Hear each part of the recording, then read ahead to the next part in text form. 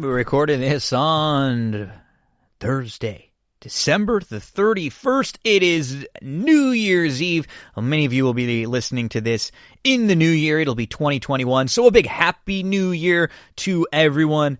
Hey, honestly, from the bottom of my heart, thank you for tuning in each and every week to That's What G Said podcast. I know all of our time is very precious. There's a lot of great stuff out there in the entertainment world, shows to watch, podcasts to listen to, really good stuff. Every minute that you spend with me here, with us here on That's What G Said, I really, really appreciate it. And this was a big year for me, 2020 in particular, a year that was very, very brutal for many, many people. A year that was different for me. This was my first full year as a father. My son Milo was born at the end of 2019 in November. So this whole 2020 was the first time going through everything with him, starting the walking and now the talking and all that stuff. This was actually the first full year of That's What G Said podcast. I had started That's What G Said right in the early to middle part of 2019. And so we had 2020 all the way through, the ups, the downs, the bad, the good, the positive, the negative. Thank you all for being here, and I hope you have a great 2021. And 2021 is going to be even bigger for That's What G Said podcast. We're going to be having multiple shows of the week again, right off the bat, starting in 2021. Next week, we're going to be covering a lot of things like Sam Houston with their opening January the 8th. I love Sam Houston as a horse racing fan because they have low takeout in all of the wagers. That means you're getting more money back. So if most racetracks that we're playing, things are in the 20s for takeout, at Sam Houston it's like 12%. Like everything is super low, one of the lowest in North America. You get more money back when you win. So we're going to be focusing a lot on those races. It's going to be NFL playoffs. So we're going to have a lot to talk about over the next month with the NFL playoffs and that extra playoff team in each spot. We will have weekly NBA Who's Hot, Who's Not segments with our buddy Erik. Chad Cooper is going to be joining us all the time for the Week in Wrestling, where we recap everything happening on WWE, AEW, NXT. We'll continue on with those old wrestling rewatches with Andrew Champagne, with Darren Zokai. Cobra Kai is coming out. We're going to recap that series. It'll be out right soon in the next couple hours on Netflix. I think it comes out right off the bat on January the 1st. Just a ton to look forward to, and we hope that you'll be along for the ride with us here. We're going to always give you the best quality, the best quantity, and I respect your time. So if it's a topic or a subject that I personally don't know very well and haven't researched very well, I'm always going to bring in some guests to help out. And hey, even if it is something I know, I'm always going to do my best to give you the best information possible. Thanks again. Enough with the mushy, sappy stuff for on my end. Couple other things I wanted to hit on. So in baseball right now, the Padres are going all in. They made a couple huge trades. They brought in Blake Snell. They brought in Yu Darvish. Big moves for the Padres, trading a ton of their prospects. They're going all in. They want to try to compete with the Dodgers. They want to win a World Series right now. So if you're a Padre fan, you have to be excited with what you've seen from them. They are extremely impressive on paper. They have a great lineup. They're young. They should be a very good team for the next few years. They've got these pitchers locked up. They didn't go out and get Reynolds for a year either. They've got pitchers locked up for the next few years. Keep in mind, Clevenger is not going to be playing this year because of the Tommy John surgery, but he'll be back next year. So Snell and Darvish top the rotation now for the Pods with a really strong pitching staff. Big news for the Padres. If you follow me along on social media, it's me, Gino B, on Twitter. I'm going to be doing a lot of videos now. I'm just getting a little bit. I got a new iPad, honestly, and I'm getting just a little more familiar with it, just a little bit easier for me to record them and little things on DRF, little quick tidbit videos on horses that I like, best bets, stuff for stable duel, for lineups. So sometimes when it's a little easier to put something out that's just a minute or two, I'll get it on social media, or make sure to follow on the YouTube channel if you're on YouTube, because I'll post some of those videos on there too. Some things that might be just real quick stuff that I wouldn't even have to break down and do full segments on the show. I'll post them there. Make sure to give me a follow on social media. It's me, Gino B. Give us a subscription over on YouTube if you can. Before we get into the NFL segment with Erik, ETOF 21 Sports joins us. We're going to be talking NFL. We're going to be talking NBA, NBA basketball, Friday, Saturday horse racing, Gulfstream, and Santa Anita, some stable Duel, and then we're going to recap Shameless. Very, very sad news. The wrestling world lost a great one. John Huber, who many people know as Luke Harper or as Brody Lee from WWE and from All Elite Wrestling or on the Independents, 41 years old, passed away. Some lung issues that he had for a while. This was someone who was so loved and respected.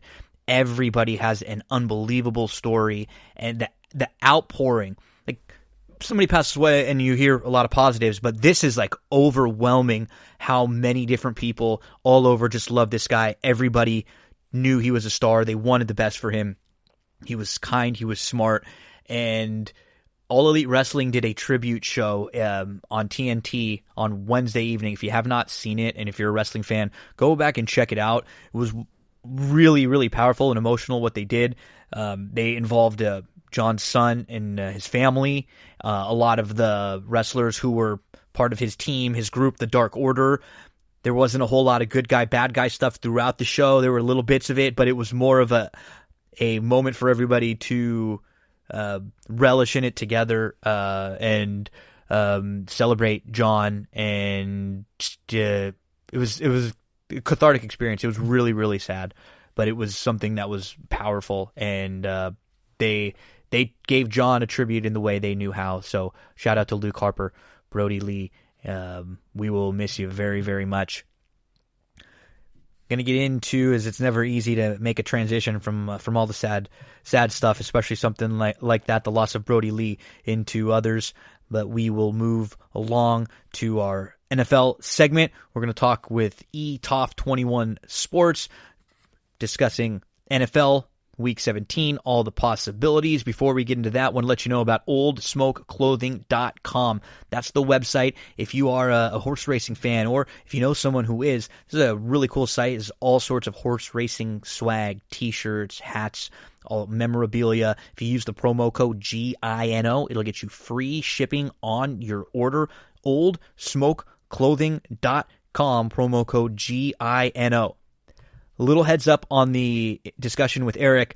We recorded early Thursday morning, so we talked a little bit before the news about Ryan Fitzpatrick. So we do discuss Fitzpatrick when we're talking about the Dolphins game, but keep in mind now, Fitzpatrick won't be playing this weekend. He wasn't supposed to start, but he was at least going to be there. So that was part of our discussion when we talked about the Dolphins to Fitzpatrick. He will not be playing this weekend, so just a little heads up on that one. We get to NFL with Erik. Kick back and enjoy as we go game by game, point spreads, over-unders, everything that we know about who's playing, who and why, what teams should be trying to win. We'll give you everything in an over-hour conversation here. Enjoy.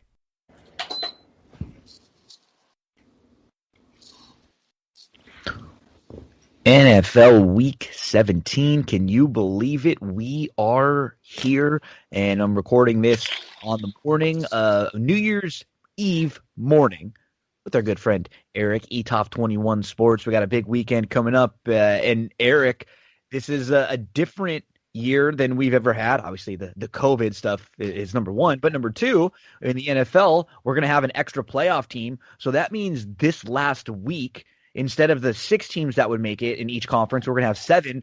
There is a lot more. Like, these games mean a lot more right now than a normal Week 17, because there's only that one bye, the number 1 seed. Everybody's sort of battling for seeding. So a lot of times we'll get, a bunch of meaningless games. This week we got teams that are playing for their lives.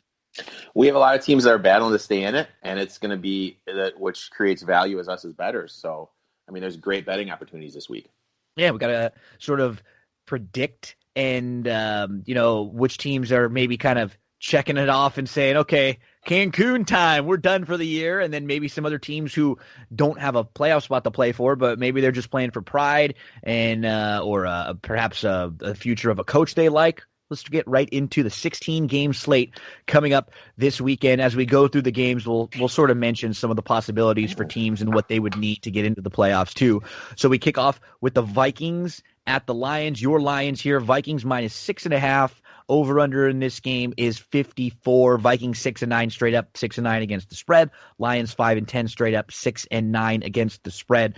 We do know that Dalvin Cook will not be playing. Unfortunately, Dalvin Cook recently lost his father, so very sad news for Dalvin. And with the Vikings now out of the playoffs, he's not going to play. He's going to head home and be with his family at this time. Very sad news there. And as far as personnel, the Lions. Still not sure about Stafford, but the Lions, Eric, they really did get sort of screwed last week. We don't know if it's going to be Chase Daniels or not. But last week they had to deal with playing with basically none of their coaching staff. I mean, they had their interim coach wasn't there. I think 3 of their major defensive coaches weren't there. So you're trying to stop the Bucs and Tom Brady with absolutely zero defensive personnel, a banged up Stafford. They really had no shot. It's hard to use last week's game as a game to gauge them, but just kind of shows some of the inconsistency with how some teams have had to deal with it this year, and other teams have kind of, like the Titans, they got their game pushed back. The Ravens, they got their game pushed back. Didn't happen, though, to the Broncos. Didn't happen to the Lions. Didn't happen to the Browns. I mean, just another example, the NFL giving it to the Lions week after week, man. As a Lions fan, I'm so used to that. But in terms of betting, for me, you can't really trust either one of these teams. They're both out of it. Lions have nothing to gain for Stafford playing. Have it be if they trade him in the offseason or he's going to be the man going into next year. So I just can't, with so many uncertainties around this game. Lions kicked off Curse from the team because he snuck out of the hotel and broke COVID protocols. They fired their special team coach after the Tennessee game because he went with that fake punt without clearing it with Bevel. And then the Vikings, after that defensive effort against the Saints and no Cook, I mean, there's just way too many question marks to even have any money tied into this game. And just to give you an idea, too, like Brady actually played well last week against this team. I'm going to be citing a lot of Pro Football Focus stuff here. He had the 4th best Pro Football Focus graded game of any player, any quarterback the last 10 years. He had 6 big-time throws, only 1 turnover-worthy play, and he was 12 for 15 on passes of 10-plus yards down the field, which has been Brady's Achilles heel this week. That was all in one half, so the poor Lions really had no shot with the way things have been trending for them, and then they caught a hot Brady at the same time. So, Vikes, I agree with you, though. I can't really back this game either side with too much confidence one way or the other. Just as overall Lions thought moving forward, is there anyone that you've got circled as like a coach you'd like next year? I mean, I would love for them to go offense. I mean, I know the defensive coordinator from the 49ers, that's who everybody wants it here, but we need an offensive coach. I would love to see him go Brady, the offensive coordinator from the Panthers. I think he could be the next Sean Payton, but I really think they're going to go with Roberts. I'm spacing on his last name, the guy from the 49ers. Saleh. Yeah, Saleh. I think that's who they're going to go with, but I'd rather have an offensive coach. Yeah, he's on the short list. Saleh, Brady, and Bieniemy are the ones that we hear, like they're the buzzy coaches that are getting all the Brady feels like he'd be a really nice fit there, too. Let's move on. Bills, Dolphins. I think this game is like Bills minus 1.5 versus the Dolphins in here, over under 44.5.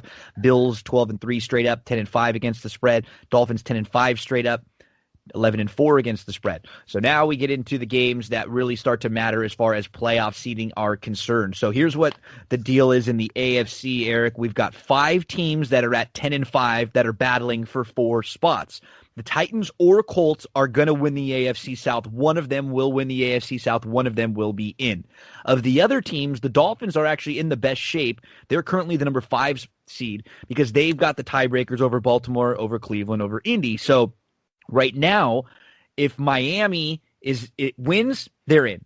If Miami loses and any of Baltimore, Cleveland, or Indy loses, they're still in. So they're in pretty good shape here. They just have to they just have to hope they don't lose and all the other teams behind them win. Otherwise, they're going to be in here. The The concerns that we've had with Miami, though, are ones that, you have had from the very beginning, Eric. We talked about this when they drafted Tua. I don't think either one of us were all that high on Tua. And we look at, a game like last week, for example, that was the second time that Tua has started and has been taken out of the game for Fitzpatrick. Now, they've had 9 of those games. They're 7-2. But just to kind of compare, when Fitzpatrick is played, the Dolphins have the 6th most efficient passing offense. When Tua plays, the Dolphins have the 22nd most efficient passing offense. Now, they can still win games, but they're just passing the eye test. They seem so much better with Fitz. Last week, he came in. He only threw 13 passes, 3 series. One of them was 84 yards for a field goal. One of them was 75 yards for a touchdown. And then the last one was the 49-yard touchdown where he was getting – was that play by Fitzpatrick one of the more impressive football plays you've seen? Because I was just wowed as he's getting his head ripped off and still is somehow able to complete a pass that sets him up for the game-winning field goal.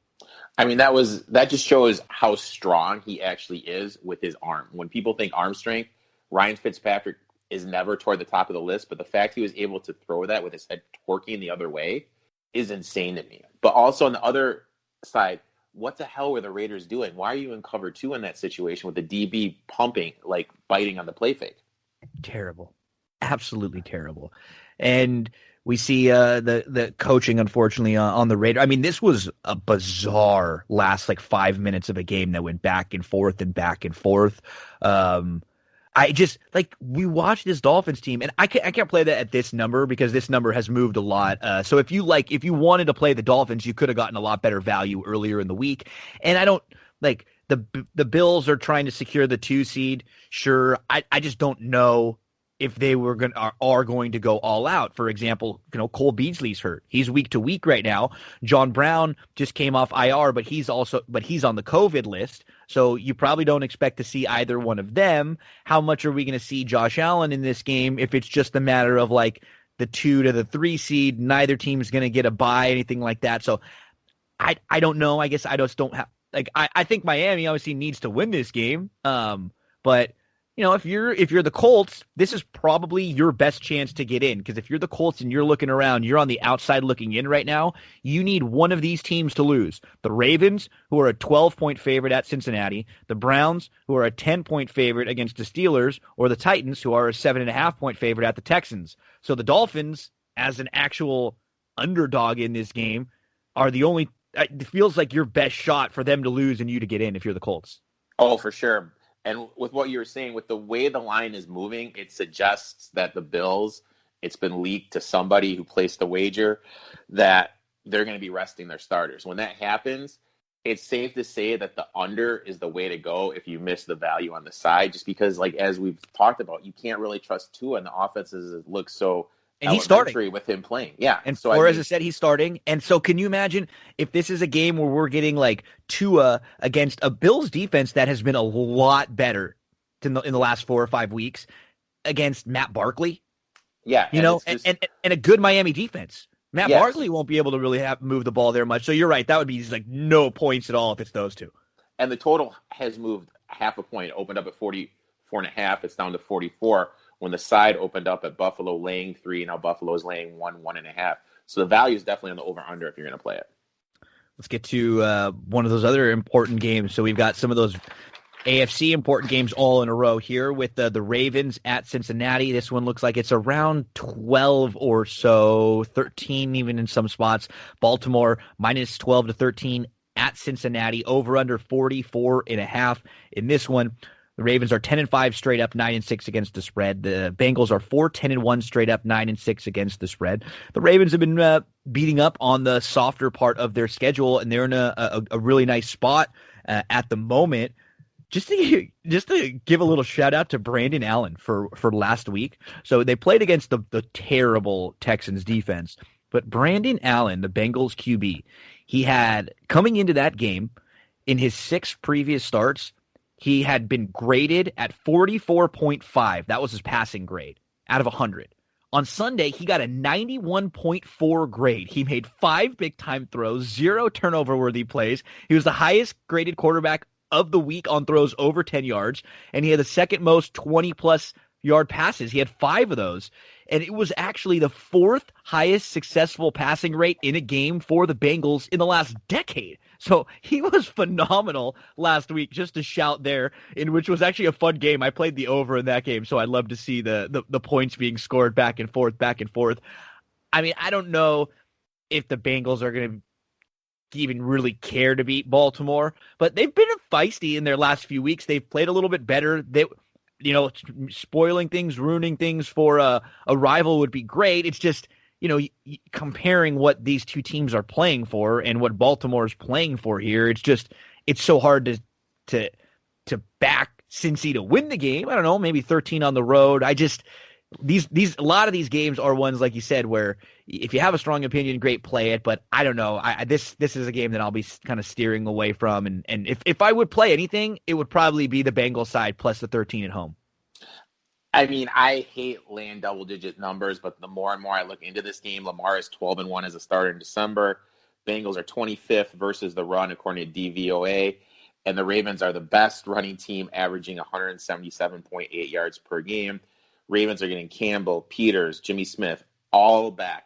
For me, and I'll give it a future play, I actually love the Ravens at 14-1 to win the Super Bowl right now. This team is getting everyone back healthy, running the ball, offenses looked better. I think this is the one team you want to avoid in the playoffs, and they have a kicker you can trust. I really like the Ravens to make a run in the playoffs. I actually played them at 14-1 before you and I started talking this morning. Because let's be honest, okay, they haven't matched up all that great with Kansas City the 2 times they played them, but has Kansas City scared the hell out of you at all with what we've seen from them lately? No.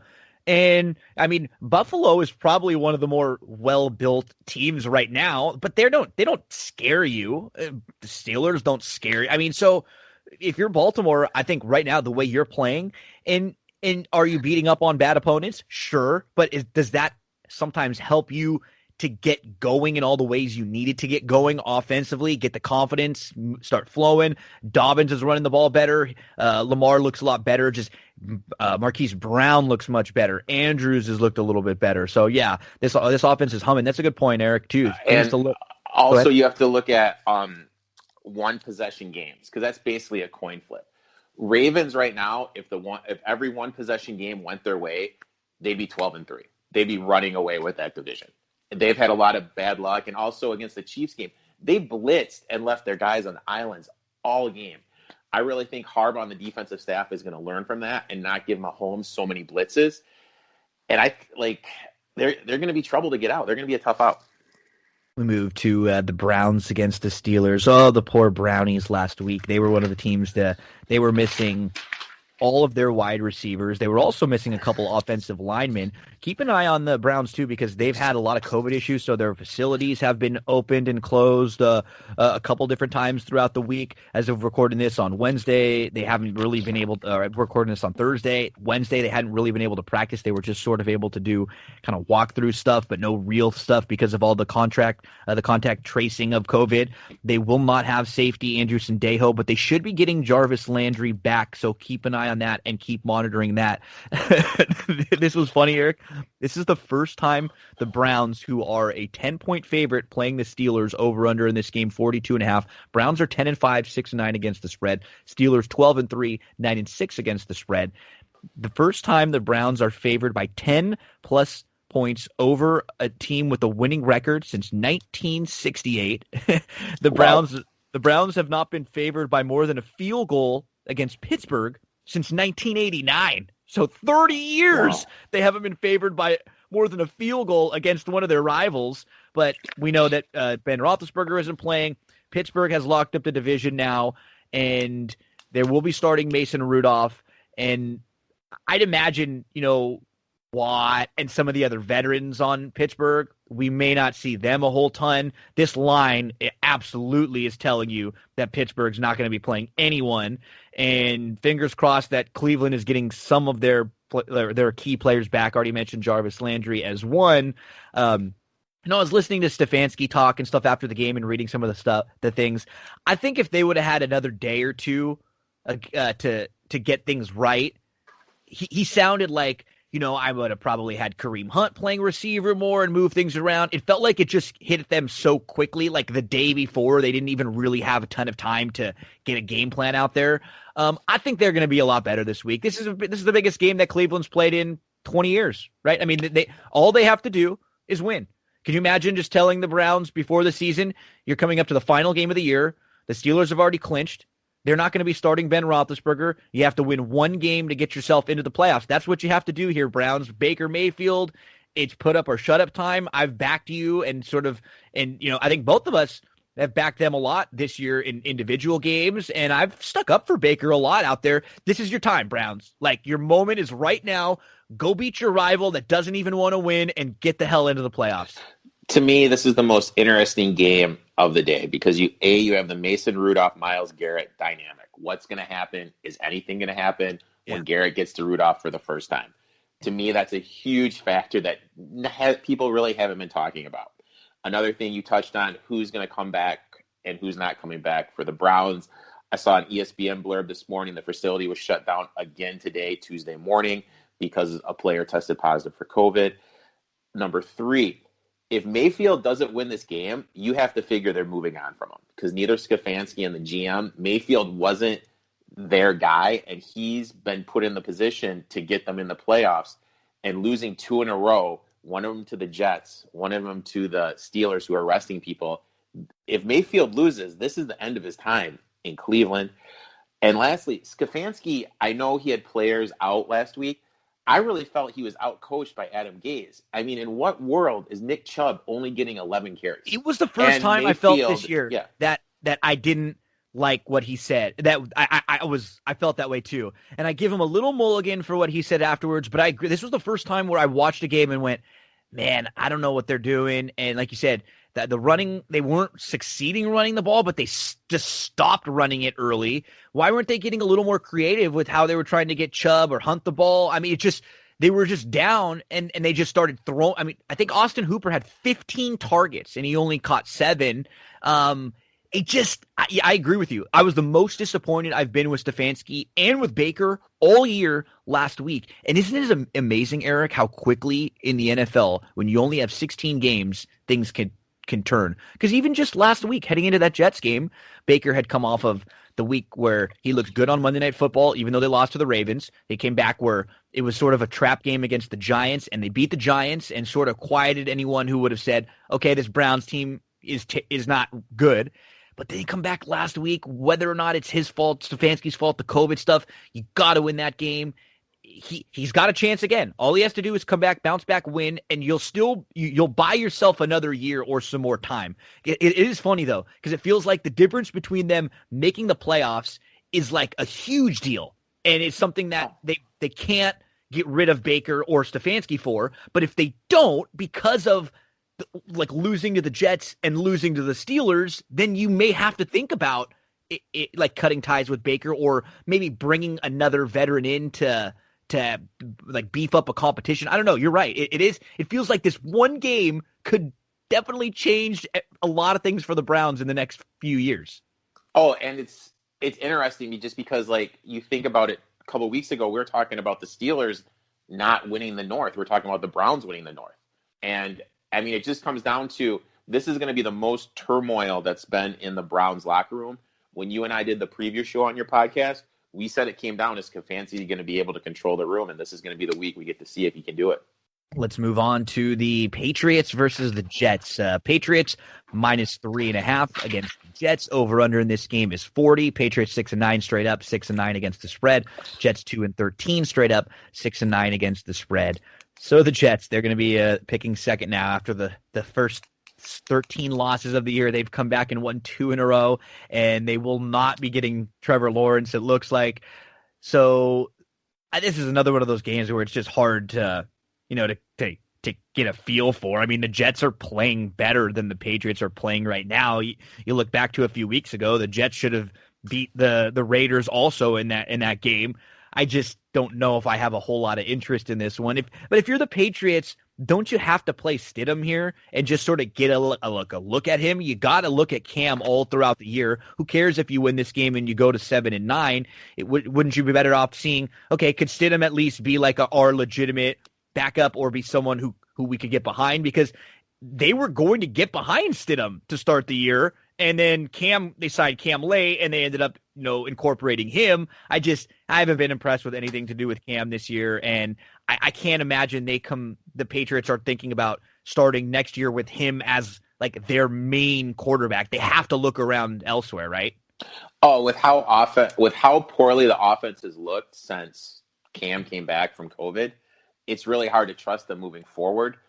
And this offense, I mean, look at their wide receiver core. I mean, Jacoby Myers, Damian Byrd, Izzo the tight end. Newton's being scapegoated, but it's not like he really has any weapons to be. No, he doesn't. You're right. Yeah. And I get your point. I really think they do need to see what they have in Stidham, see if he is anything at all. But I just kind of feel like you can't trust anyone in this team. This is one of those games you just have to stay away because you don't know what you're going to get. And do you really want to trust Adam Gase with your money? Because I don't. No, I know. I think both of these teams are just like, hey, let's just finish up the damn season here and move on. But that's not going to be the case with the Cowboys and the Giants, says the Cowboys are a 3-point favorite on the road at the Giants. Over-under in this game is 45. Cowboys 6-9 straight up, 5-10 against the spread. Giants 5-10 straight up, 8-7 against the spread. 3 weeks ago, with 4 games left in the season, the Cowboys had a 2.6% chance to make the playoffs. They needed all of these crazy things to go well for them. And you know what? They sort of have. Unfortunately, it was a really sad sort of tragic event that may have like reached kind of galvanized this Cowboys team. They lost an assistant coach, Marcus Paul, who passed away on November the 25th. They had a bad game or two after, but since then they've sort of been playing with a tribute to him in mind. And what has to happen now for the Cowboys, Erik, if they win and Washington loses, they're in. So really, if Washington wins, they're in. They will win the NFC East. If Washington loses, whoever wins this game between the Giants and the Cowboys will be in. Meaning, yeah, we could have, we're a 6-win team if the Giants were to win and the other two lose, make it into the playoffs, hosting a home playoff game here. So a Dallas team that, I mean, we got to give it up to Andy Dalton last week too. All 3 wide receivers and Zeke had big games. Dalton was 22 for 30. He had 377 yards, 3 touchdowns, and a pick. Zeke had 19 carries for 105 yards, 4 receptions, 34 yards. That's the best Zeke has looked in months. Gallup had 121 yards. Cooper had 120 yards. CeeDee Lamb had 65 yards and a touchdown, so they looked really, really good.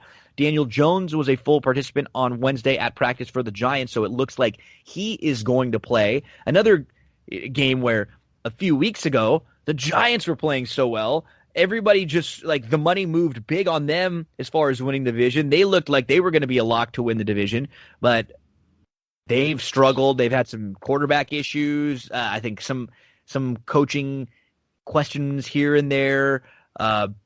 Crazy that both of these teams are still alive in the last week of the season, Erik. I mean, if we would have talked a couple weeks ago, we never would have thought this would have been a key game of the week. Cowboys, they've won 3 in a row, but I mean, it's been against the Bengals, 49ers, and the Eagles.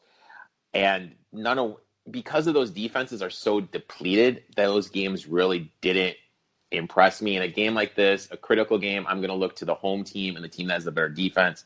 I already locked in the Giants +3 a couple days ago. Right now, the Lions at Giants +1. Joe Judge does worry me a little bit. I really feel that game, the Sunday night game against Cleveland, the fake, why are you running the fake? If you're going to go for it, that's fine. If you want to chase points in the first quarter, that's fine. But I want my quarterback throwing the ball. I don't want a punter throwing the ball from the 5-yard line. So hopefully Judge has learned from that. And if you're going to go for it, actually have your personnel out there. But I want the team with a better defense. I want the team playing at home. So me and my guys already locked in the Giants +3. Yep, I would play the Giants here. I agree with you. When you dig into those Cowboys games, as you mentioned, like one at a time, you can really find some things in the box score where you're like, oh, wow, they got a little lucky there. Oh, wow, they got a little lucky there. And that seemed like it's happened a few games in a row. So, yeah, situation like this, home team and the points, I'd absolutely be on the Giants side there, plus the 3. As we move to Tampa, -6.5 against the Falcons. Tampa 10-5 straight up, 8-7 against the spread.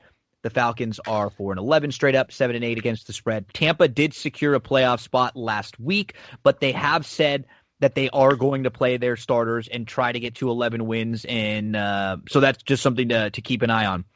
Now, last week, the Falcons, they should have won that game. They should have beat the Chiefs. A.J. Terrell dropped a game-winning interception, and then Koo missed a 39-yard field goal, which would have tied the game with 14 seconds left.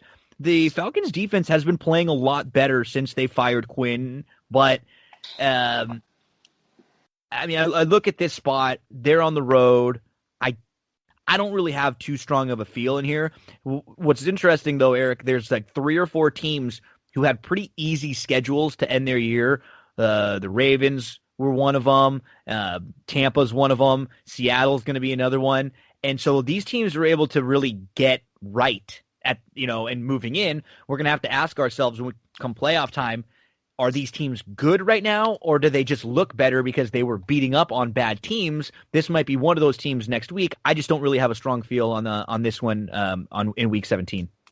You got to pass it because, you just don't know. If somebody goes down, like Mike Evans, Godwin, Jones, Brady, if someone goes down with a little sore shoulder, then they pull whatever, everyone. Yeah, they're just going to pull everyone out. Or also the reverse of that. It happened in the Oklahoma State-Miami game. King, the quarterback from Miami, in the first quarter, fell down towards ACL. The wide receiver from Oklahoma State just didn't play the second half. So if there could be an injury on the other team. So there's so many variables. Falcons have been playing better. Young guys have looked better on defense. But, you just can't bet this game with any confidence at all because there's just too many variables. We move along to Saints at Panthers. Saints -6.5 at the Panthers. Over-under in this game is 48. Saints 11-4 straight up, 8-7 against the spread. Panthers are 5-10 straight up, 9-6 against the spread. Unfortunately, Christian McCaffrey will be out in this one too, so he only was able to make it to 3 games this year. Super disappointing for him. Major positive for the Saints last week. They looked good. Now, they were playing against a Vikings team and a Vikings defense that Coach Zimmer said after the game they're just terrible. Like he said, we're just bad, which you never like hearing from your head coach, because the Saints O-line, they had the second highest average time to pass Breeze did of all year last week. They were the only offensive line last week to be in the top 5 ranked in pass blocking and in run blocking. They only allowed 3 pressures, and that helped Kamara, who had 6 touchdowns, 22 carries for 155 yards. He knocked me out of just destroyed my hopes in the finals in 2 different fantasy leagues where I was playing against him. They're offensively, they didn't look great 2 weeks ago in Breeze's first game back. They did look a lot better last week against a not good defense, but they're a team, like another one that, they're trying to get right heading into the playoffs. Are they going to continue to get right here against the Panthers? How I look at this game, I think this game is going to play out one way, and then it's going to tie into the Seattle game, which I'll talk about later. I think the Saints are just going to steamroll out to a big lead, take everyone out, and just sit on the ball. I think they'll get up a quick 24-3, 28-3, then just take the air out of the ball. So my strategy here is I'm going to look at the score at halftime, and judging how the game is going, if I can get a read that they're going to be taking the starters out and just taking the air out of the ball, I'll look to the second half under. But pre-flop, you can't bet anything. I really don't think this Panthers team is going to get up to play for their coaching staff. And also Mike Davis is out, so they're going to have their third-string running back against the Saints defense, which is pretty good. Yeah, I can't. I saw some glimpses from Carolina. I'm not ready to say that it's like a bad coaching staff or that I think they need a little help there. But the end of the year where you're banged up, this just feels like another one where it's like, hey, let's get us the hell out of here and let's go home. Yeah. I agree. I like their coaching staff too. I just think they're just Yeah, time to pack up shop. Exactly. Let's go home. We'll work on next year. We've got some things to look forward to. Number 9th game, we're on the second half of the slate. Packers at the Bears. Packers minus 5.5 at the Bears, over under 51.5. Now, this game is very important as the Packers are 12-3 straight up, 9-6 against the spread. The Bears are 8-7 straight up. They're 8-7 against the spread because the Bears are one of 3 teams in the NFC battling for 2 spots between the Rams, the Bears, and the Cardinals. Right now, the Bears are in. They are the number 7 seed. And if they win, they're in. Plain and simple. If they beat the Packers, they are in. If the Cardinals lose to the Rams, they're also in. If they lose and the Cardinals win, they're out because they're behind the Rams. So they're going to be on the outside looking in. They just need to win. They win, they're in. Now, what's really deceiving about this team, Erik, recently David Montgomery has been playing awesome. He had another really good week last week. He had 95 yards with a touchdown. And a lot of people are going to point to Mitch Trubisky and say, they've been winning games because of Mitch. Now, I think Mitch is a lot better than Foles and what Foles had been giving them. Completely agree with that. But if you look at the Bears offense, who have scored 40 points who have scored 30 points in 4 straight games, it's the first time they've done that in 50 years. Trubisky, in those 4 games, the offense has been the 6th most efficient passing offense. They've had the 2nd highest successful play rate, but Pro Football Focus has graded Mitch in those 4 weeks the 27th quarterback in passing grade. And the reason they've looked so good, they played coverage units that were ranked 23, 30, 31, and 32. They played the 3 worst ranked coverage units and then one of the 10 bottom ones in 4 consecutive weeks in expected points allowed per pass. Against the Jags, Trubisky was actually the 4th from the bottom ranked quarterback with negatively graded throws. He had 3 turnover-worthy plays. The last 4 weeks, he's only 31 of 39 graded quarterbacks against really bad defenses that are bad in yards per play, that are awful in passer rating allowed. Now, what's great about stats is you can completely look the other way, right? If you want to say good Mitch, you can look at the 74% completion percentage, the 5-to-1 touchdown to interception, around 8 yards per play or so, 112 QB rating. But when you dig into them a little more, they're better with Mitch, but I don't know if they want to sign Mitch to a long-term deal, which is some of the rumors coming out of Chicago.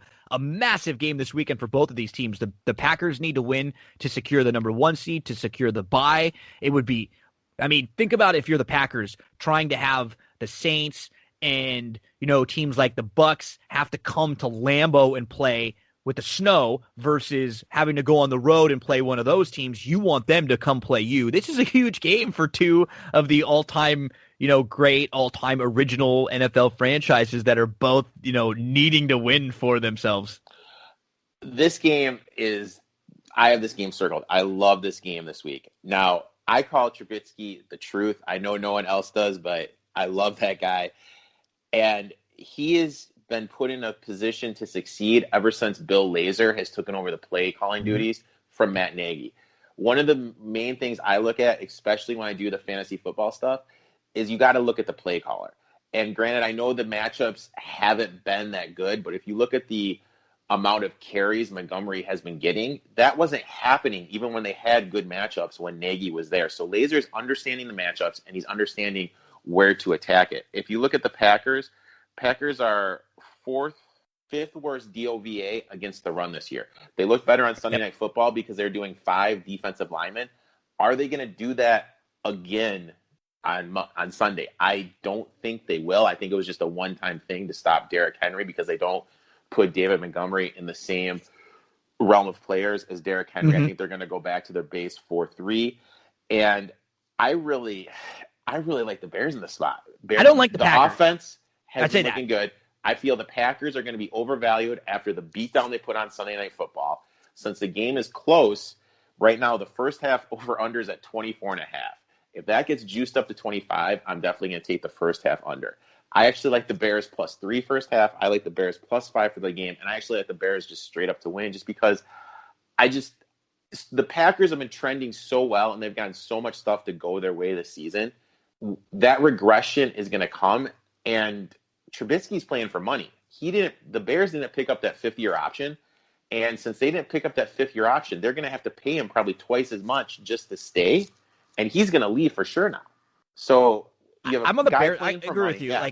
I'm not on the Packers side here. And I think I think this is probably a close game. So, and that's the case, I'm taking the home team with the points at +5 to +5.5.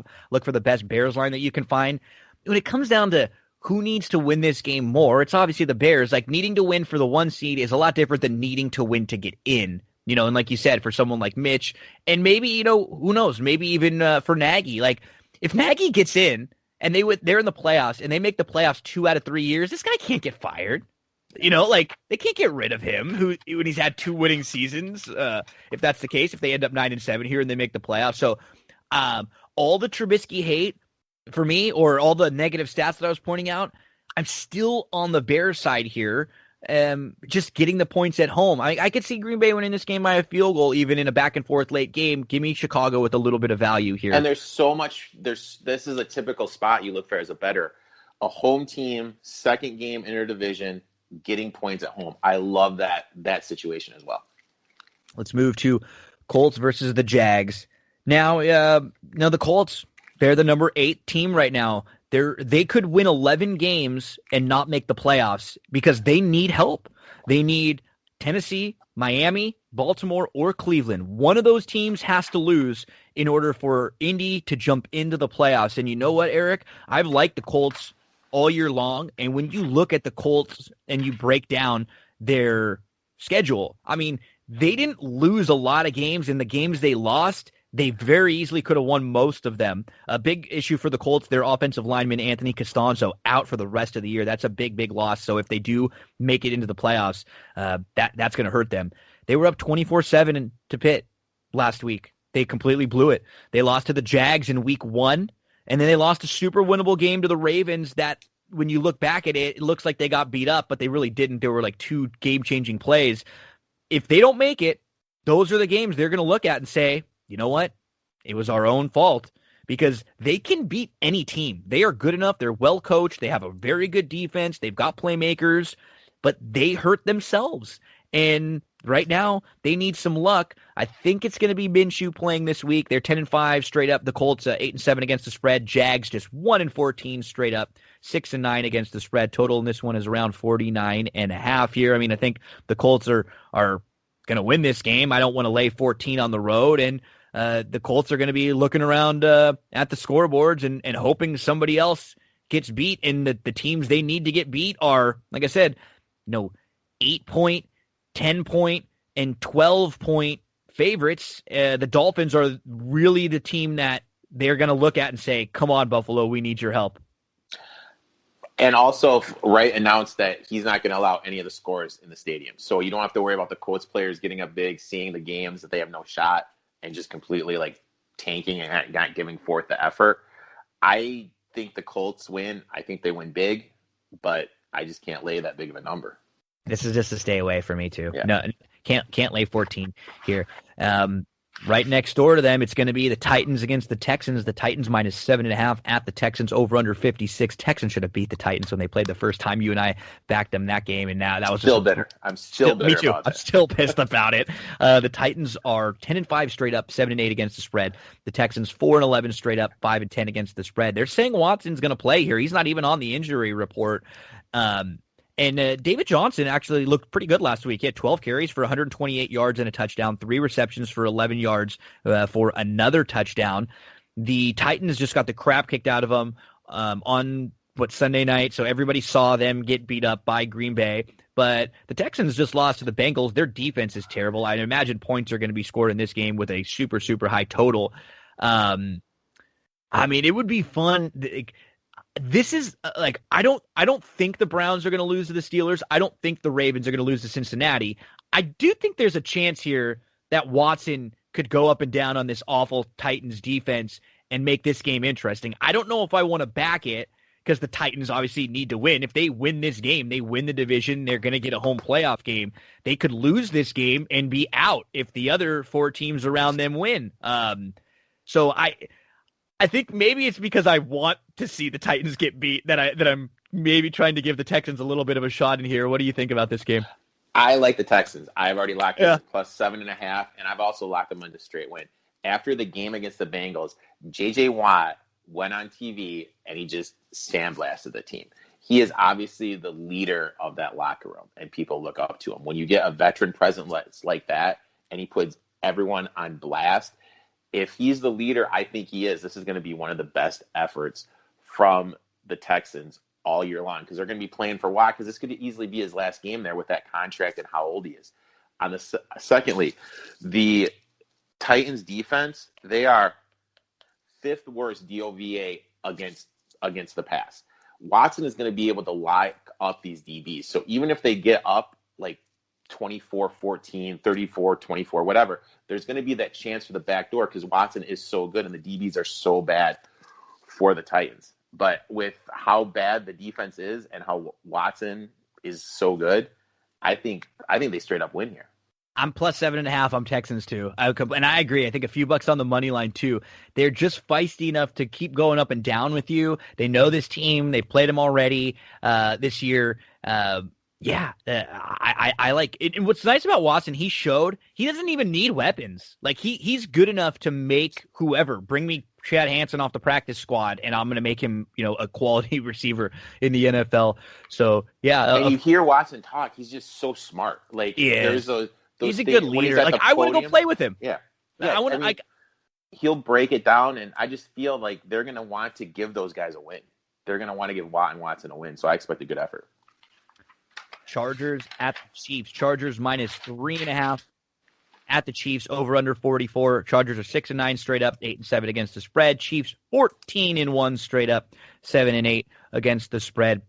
We know that no Mahomes. It's going to be Chad Henne in here. Travis Kelce just broke the record for tight end receiving yards. Big shout out to Kelce. The Chargers will probably not have Keenan Allen, maybe Bosa, maybe a few other veterans, because what do the Chargers really care about pushing some of them? I mean, Chiefs have everything locked up. They're the number 1 seed here.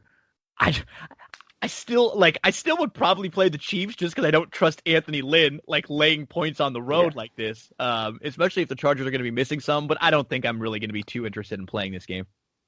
I personally, my buddy Dan sent me a text message because he's a huge Michigan guy. 2020 is so messed up. I can bet on Chad Henne, but I can't lay any money on this whatsoever just because Anthony Lynn needs to just disappear. You get out of head coaching, go back to being an assistant coach. I mean, you don't even know who's going to be on the field for the Chiefs. I know. No Kelce, no Hill, no Mahomes. Watkins. You have no idea. So there's so many variables. But I will say this, though. This reminds me so much of the situation last year. The Ravens rested everybody the last week, had that bye week, then came out flat as hell against the Titans. I already know in my head I'm going to be fading the Chiefs the first round of the playoffs. And the Chiefs just haven't looked good for a while. They haven't. That's the problem. And they've been just getting by, and Mahomes is better, and maybe they're playing around with people, sure. But I don't really trust their running game that much. Their defense has some question marks. Can they throw the ball and go up and down on you? Sure. But even Mahomes hasn't been quite Mahomes as sharp for himself. Now, he's been better than a lot of the other quarterbacks, but he sets himself such a high bar that even when he's a little bit down, we are able to look and say, okay, he's not been quite Superman recently. And I saw this Mahomes stat, it blew my mind. Mahomes has had 16 drop interceptions this year. 16. That's insane. 16 drop picks, and the Chiefs are 8-0 in games decided by 6 points. They played a Falcons team last week. The Falcons are 0-7. And keep in mind, again, going on the fact that the Chiefs should have lost last week, that drop touchdown, the drop interception that would have sealed the game, the field goal that would have at least sent the game to overtime. The Falcons' first 3 drives of the second half, punt, lost, fumble. I mean, you can't go 3 drives like that against a Chiefs team and expect to beat them. And so there were so many reasons why the Chiefs got lucky in that game last week. And who knows, in a few weeks, we'll see. Are they going to be a true number 1 seed team? They don't feel like they're that much better than everybody else. We get to Raiders at the Broncos. Raiders -2 at the Broncos, over under 50.5. Raiders 7-8 straight up, 8-7 against the spread. Broncos 5-10 straight up, 8-7 against the spread. Division game here. Some, importance, I guess, in the future of Locke and Carr and what they want to do with these quarterbacks moving forward. But I don't really have too strong of a lean either way in here. I mean, for me, after the way the Raiders lost that game last week, I think all those guys are in Cancun time. Right now, it's sitting at 2.5. If it can get to 3, I will be invested in the Broncos just because I feel like Locke understands he's playing for something now. He's playing for his future. And if he's motivated and the defense of the Raiders is checked out, which I think they have, I think this is going to be – I think they'll easily win the game. And like, look at the recent games for the Raiders too. It's like they got the shit kicked out of them by the Falcons. They got their heart broken by the Chiefs, and then they should have lost to the Jets. And then this game, the game last week against the Dolphins, where it's like you're just scratching your head a little bit, like how did they lose?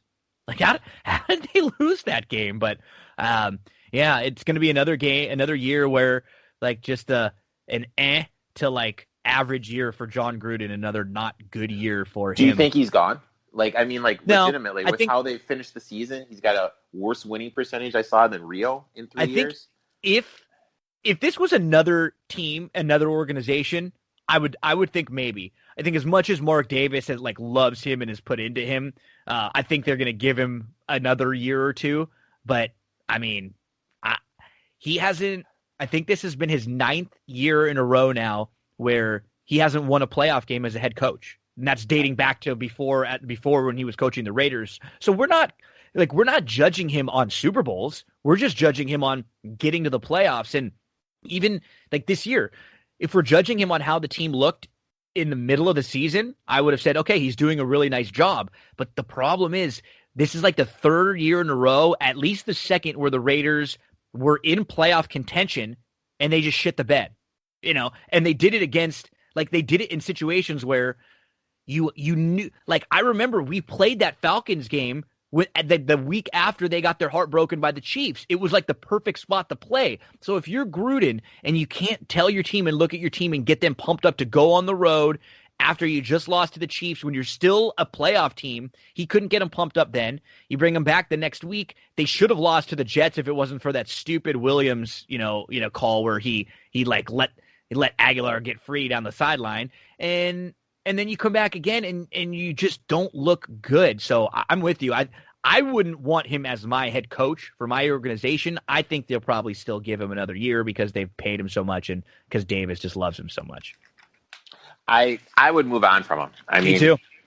I mean, what is it? Losing 5 of 6 with the only win. It's who you lose to. Yeah. Like if you're telling me they're losing to the Chiefs and the Bills and like good teams and close, hard fought games, I'd be like, okay, sure. But they're losing to teams that they actually should be better than. Like they should be beating teams they're better than, teams that they like have more talent than. So yeah, not positive end of the year in Vegas.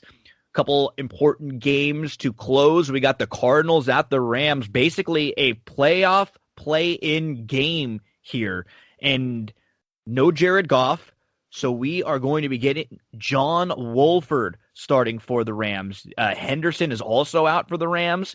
Cooper Kupp is on the COVID list, so keep an eye on him. They could be super banged up.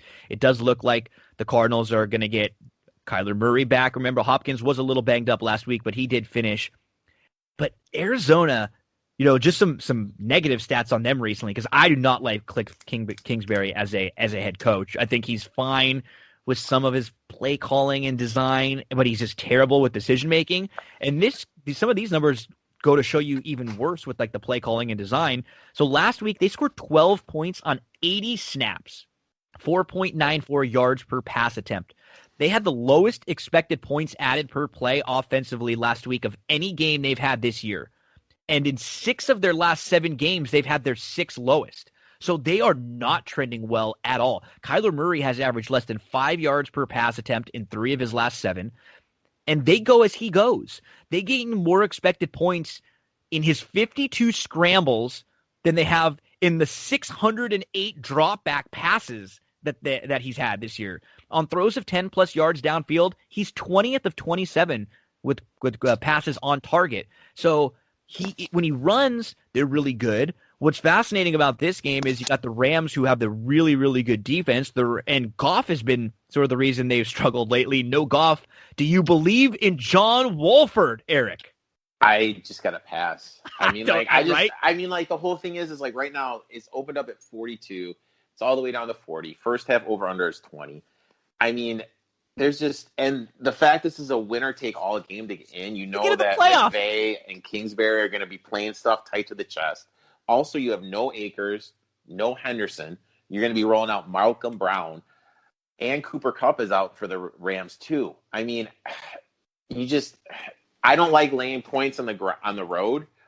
This may be a time where I have to take that 3 with Arizona, but right now it's a pass. And to your point on Goff, end of the first half, he's rolling out to the right. What the hell is that? Why not just run 5 yards? Why are you trying to throw that touch pass where the receiver and you aren't on the same page? Interception, drive down for the field goal. I think you guys need to move on from Goff, but I know you won't with all that money you gave to him. I wouldn't mind if it was just Goff out. Like, if it was just Goff and Wolford was in, I would back the Rams because Goff hasn't been great the last few weeks. So in just using that very square sort of analysis, how much worse could Wofford be than how bad Goff has been with a team that already has a really good defense? And they don't need a lot, right, to win games. They just need you to score 17 to 20 points a lot of the time with Donald, with Ramsey, with what they have defensively. They're going to keep you in the game. The problem is if it's no Kupp and you're missing your 2 best running backs too, now you're putting this quarterback in such a terrible position, having to start his first game in week 17 with all the pressure in the world and some of your key weapons gone. It's not a great spot to try to back Wofford. Just keep monitoring this, whatever side you like, the next couple days, because we're recording this early Thursday, and Goff will be out. If for some reason the Rams are able to get any of these skill position players back, it will help them, but it's hard to be really confident with what they're throwing out there this week. And it's the poor, a few days ago, we didn't know if Kyler Murray was going to play either. So this looked like we were holy who is going to be starting quarterbacks for a winner who makes the playoff game?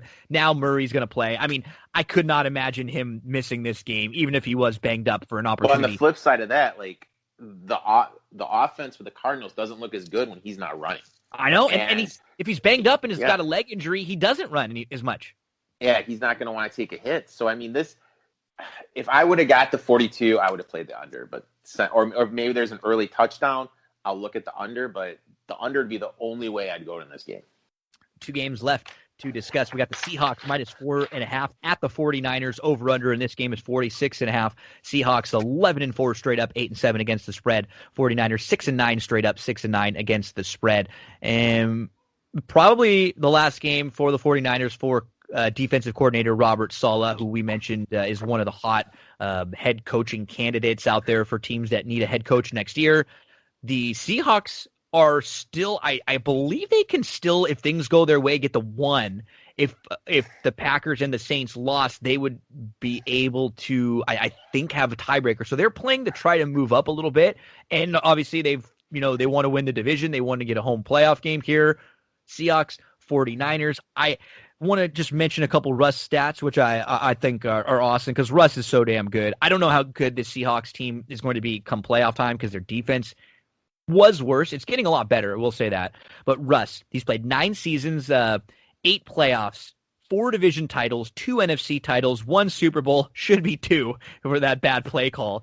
He's actually been sacked more times in 9 years than any player in NFL history through their first 9 seasons. So the most sacks ever. But even with all of that, he's never missed 1 game. I mean, it's crazy. I mean, 158 he is way games. better than I thought he would be. Me too. With how he's come in and just being small. a he's not silent big. leader. Yeah. And it's his ad-lib ability. He's able just to throw off script when he's on the run, drop a dime. And but I also feel like he was in a perfect situation too. If he would have gone to one of these other teams that didn't have someone like a Carroll, I really feel that he wouldn't have succeeded. And speaking remember, of he Carroll, had to play his way in. Didn't they sign Matt Flynn? Yeah, but I really feel like Matt Flynn had a couple of good games toward the end of the season, upped his value, got a very lucrative contract. That's exactly what's going to happen with Trubisky. Yeah, you're right. So what Wilson is doing is insane. And he truly is he should have won the MVP this year, but I read an interesting stat. instead of them running, they're actually running the ball more. With them running the ball more, all of Wilson's stats are going down just because he's just not given the opportunity. In terms of betting, though, my thought on this game is this. I really feel that the Saints are going to kill the Panthers. The Seahawks need both the Saints and the Packers to lose. I feel as soon as Carroll sees like the game is out of hand, he's just going to kind of pull everybody. Yep. They're going to have that home game. 49ers are playing for their defensive coordinator. Everyone on the defense has come out and said how this guy should be a head coach, how he's a great leader of men, everything. So they're really going to want to give this guy a win on his way out. Factor in those two factors. I love the 6, even though CJ Beathard is starting. So I'm going to do the 6, and I'm going to sprinkle a little bit on the money line because I really think the Seahawks defense is going to have a hard time stopping Jeff Wilson running and Kittle in the middle of the field. Yeah, I mean, I think CJ Beathard's better. Right now, he's better than what Jimmy G has been. And San Francisco is going to have to make a decision coming up soon, Eric. Jimmy G has played 25 games since he's been named the starter. He's missed 23 with injury. And he makes some bad decisions too. Like in the Super Bowl, I hate to go off track, but in the Super Bowl, it kind of showed you like what Shanahan thought of him. It was toward the end of the first half, and with the play calling of not trying to get into the field goal position, they had time against the Chiefs. I really feel like Shanahan kind of shows his hands what he thinks of Garoppolo last year in the Super Bowl with the play calling.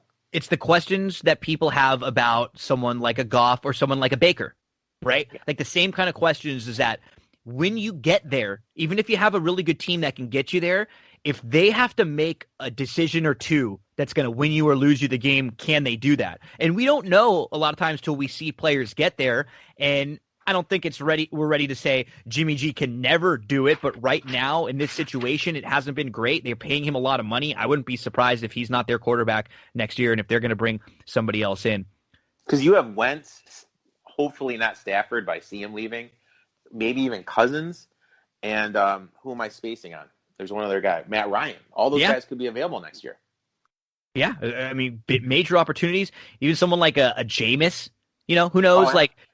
So Seahawks, 49ers, we'll see what this 49ers team will look like with probably a new defensive coordinator next year also. Final game of the week, Washington football team -1.5 against the Eagles. They're at Philly. Over-under in this game is 43.5. Washington 6-9 straight up, 9-6 against the spread. Eagles 4-10-1 straight up, 5-10 against the spread. And Chase Young is an absolute beast. He had his highest graded game of his career by Pro Football Focus last week. He had 5 pressures. He had a strip sack, forced fumble, and recovered it. He had a QB hit that caused an interception. He's rated this year as an overall edge rusher. The only players that he's ranked behind: Khalil Mack, Joey Bosa, Myles Garrett, and DeMarcus Lawrence. He's 5th as a rookie behind 4 absolute studs. I mean, this guy is a no doubt about it game changer. You were talking about him very early on, Eric, as someone who was going to be that game changer for this team. And let's be honest, if they make the playoffs, he's the reason why. He's the reason why. He's going to be someone who has won them, like single-handedly won them a couple games where he's been able to get them defensive scores. They've had crazy quarterback turmoil. They've started 3 different quarterbacks and played 4 different quarterbacks this year. And coming into the week, they only have 2 quarterbacks suited up. They're only going to have 2 suited up. Alex Smith did not practice on Wednesday, and it's only him or Taylor Heineke because they just cut Haskins, who is just, I mean, looked awful. The strip club stuff. Gee, he's an idiot. You're right. Yeah. So, I mean, I'm sort of rooting for Washington in the sense that like they've been fighting, and it's hard not to root for Alex Smith if he's playing, if he's in the game. They don't know if they're going to have Terry McLaurin either, though. He's only had some workouts with some trainers, so they're a little bit banged up. But for Washington, it's very simple. You win, you're in. Plain and simple. You win, you're going to be hosting a home playoff game next week. So Washington, can the football team do it? Unfortunately, no. I love the Eagles here. You're giving me a small road dog. I love that. And also, like, you may be getting someone who's never started a game before. Eagles offense, except last week, has been looking better with Hurts in it. I think the Eagles are going to want to stop their division rival from getting in. I love the Eagles in the spot. In Washington, I mean, their offense, you just don't know who's going to be back there. And what's cool about this game is, like, no matter what, this game matters for Washington. It doesn't matter who wins the game earlier in the day, because they can win and get in. So they just have to win this game. But there's, I mean, if Alex Smith plays, what version of him are we getting? Honestly. And Heineke came in and looked like a little feisty last week, and that just was because Haskins looked so bad. Like, anybody that you brought in was going to look better than him. I couldn't back the Washington side here with so many variables. If I was going to back a side, it would definitely be the Eagles side here. And the Eagles are going to have film now on Heineke, because they're going to have a whole game. They're going to have film on him. That's a great point. Week, we see the backups. Have film. Yeah. We see backups come in and succeed. Mariota did this a few weeks ago.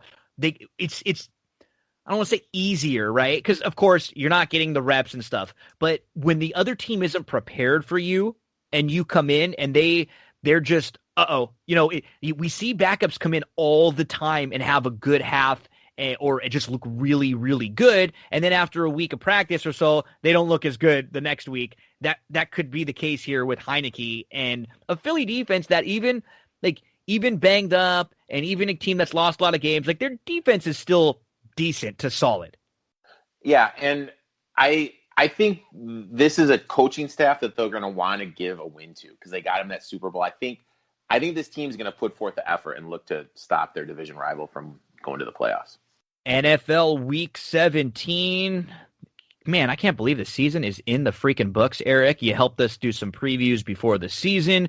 You've helped us with, 7 or 8 different weeks of the season throughout, and spoke with you before. Starting New Year next week, couple weeks, we're going to be talking a little NBA here and there, checking in each week, doing some DFS, and just kind of like who's hot in the NBA. But before that, we still got a month or so of the NFL with the playoffs coming up, so we'll definitely have you back on to talk about some of these playoff matchups, and we'll have 6 games next week, 3 Saturday, 3 Sunday. Again, man, love you, brother. Happy New Year. Happy holidays. Thank you so much for all of your time. Really appreciate it. And the folks here on That's What G Said, they always love your hard work. Give us a couple of the games that you've already locked in or you're looking to play. I love the Giants plus the 3, Bears plus the 5.5, 49ers plus the 6, Texans plus the 7.5, Eagles, anything you can get, and that Ravens future. Where can we follow you on social media? Let us know a little bit about the podcast. You can follow me on social media at eToff21Sports on Twitter and Instagram. Post daily, give a little day in review the morning of, post my review of my picks. And my podcast comes out Monday. Monday is always a reaction Monday where I just give my thoughts of the NFL.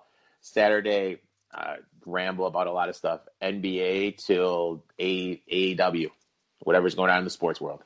Erik, eToff21 Sports, man. Happy New Year to you and the family. We'll talk real soon. Best of luck this weekend.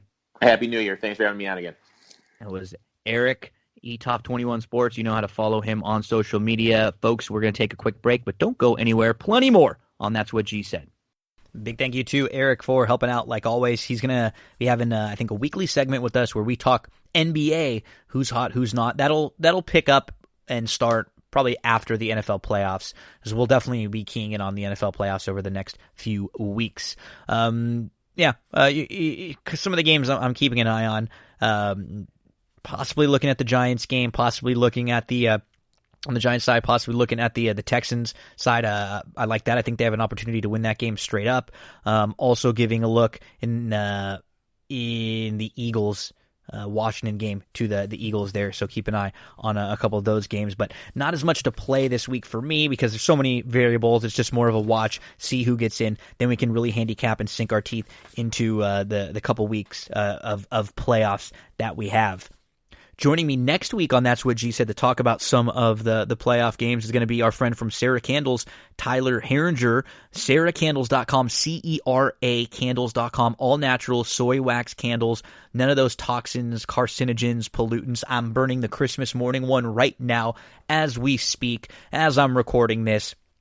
They're better for you. The soy wax actually burns longer. The wicks are better. they're healthier than the candles that you get any of the other leading brands. When you use a promo code GINO, it gets you 10% off your purchase. CeraCandles.com, CERA candles.com, 25 different scents, 3 different sizes, super affordable. You're helping out a small business that I personally know. Good guy who created this candle. He just wanted to make a better candle, a healthier candle for him, and he realized this is something I can share with everyone else. CERAcandles.com, promo code GINO.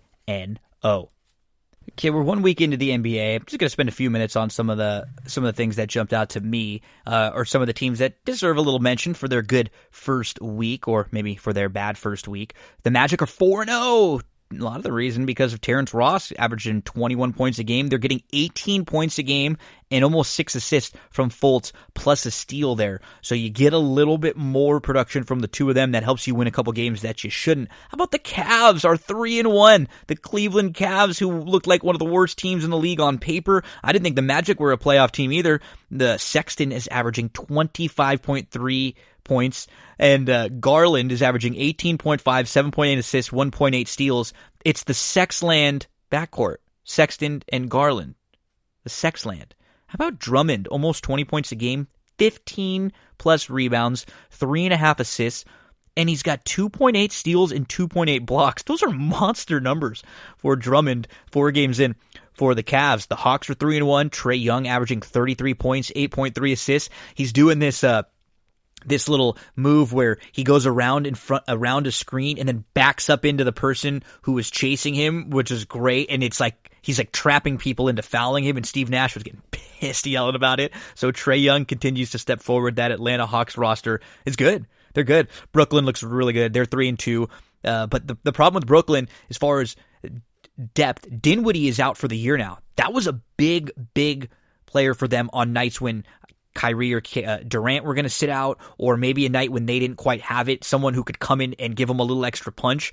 That's going to hurt them, and you know this team might not be a team that is the 1 seed, because if Durant, if Kyrie are sitting out games here and there, they're going to be good, though. If those two are healthy in a playoff series, they're going to be a tough out. KD and Kyrie are both averaging 28 points a game. Not a great start for the Bucks. They're 2-3, losses to the Heat, Celtics on a crazy shot. They also lost to the Knicks. There was a weird day the other day where the Clippers got beat by 50. The Bucks got blown out. Some of the best teams in the league just got absolutely crushed all on the same day. The day Brooklyn lost also to Charlotte. The Raptors and Wizards still winless. Raptors 0-3 and the Wizards 0-4. They early on, but you don't want to get too far behind in what feels like a more competitive East. Over on the West, how about those Kings? Sacramento Kings 3-1. Halliburton, the rookie, over 10 points and 5 assists. He's looked really, really good.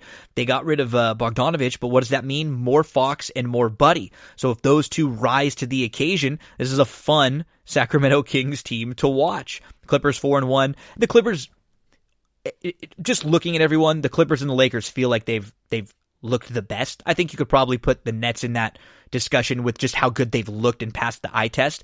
And I think the Clippers should be the number 1 seed in the West, and they should take it personally.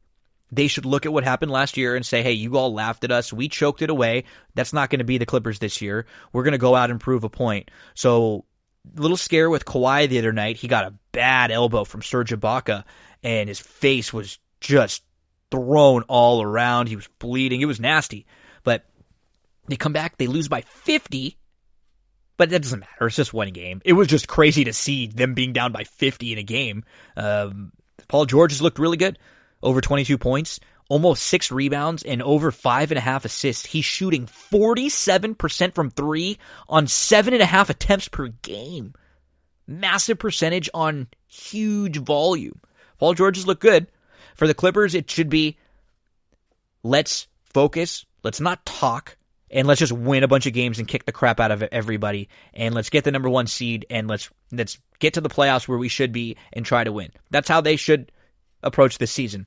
We've seen from the Lakers, it'll be a little more of a feeling out process. They're going to have games where they look awesome. They're going to have games where they're still trying to figure out the rotations and things like, should Schroeder come off the bench, which I've been preaching from day one. And it's not because Schroeder isn't their best point guard. He is. Or it's not because Schroeder isn't probably their third best player, because he is. It's because when they start games, the Lakers, and they have LeBron handling the ball, and you have AD out there, you have Gasol, who's also a very good playmaker. You can get the ball into him in the post, and he can, make decisions for you. You can run offense through him. It's sort of a little bit of an overlap having Schroeder there. You bring Schroeder into the game late in the first quarter, you let him go crazy, and he can close the half and close the games with LeBron. That's fine. But what it does is it doesn't overlap the skills as much, because LeBron's best attribute, you want the ball in LeBron's hand. That's the thing. Schroeder is great, and so after LeBron, I want it in his hand more than anyone else. But when they're both out there, and Gasol's out there, who you can throw the ball into, Gasol's not a point guard, but you drop it to him in the post, he makes decisions, you run it through him. I think that would be better, and they're sort of talking about that a little, because it seems like they have a little overlap on offense. It'll help Schroeder unlock, a Montrezl Harrell more off the bench. Suns are 3-1. Bridges and Cam Johnson have been playing well, both averaging over 15 points a game early on, and Cam Johnson shooting 40% from three, Bridges 45% from three. Denver, just a 1-3 start. I don't like, it's kind of a hangover for them. Don't like that they got rid of Grant. They need MPJ to be awesome and play some defense. I'm not sure if they're going to get that. Rockets 0-2. Who knows what's going to happen there with Harden? And the sad news for Memphis that Ja Morant has an injury. Just could have been a lot worse. Looked like it was bad. Just a sprained ankle at the moment, but we'll keep an eye on Ja, and we'll see how long he will be out. So we'll do some weekly NBA segments starting. Probably I'll always be checking in and letting you know what's going on. But once NFL's done, we will have a little more focus. We'll talk about the NBA from a DFS standpoint, sort of preview the weekend games and stuff each week with Erik. Now we get into Stable Duel, the contest schedule for this weekend as we turn to the new year, Friday.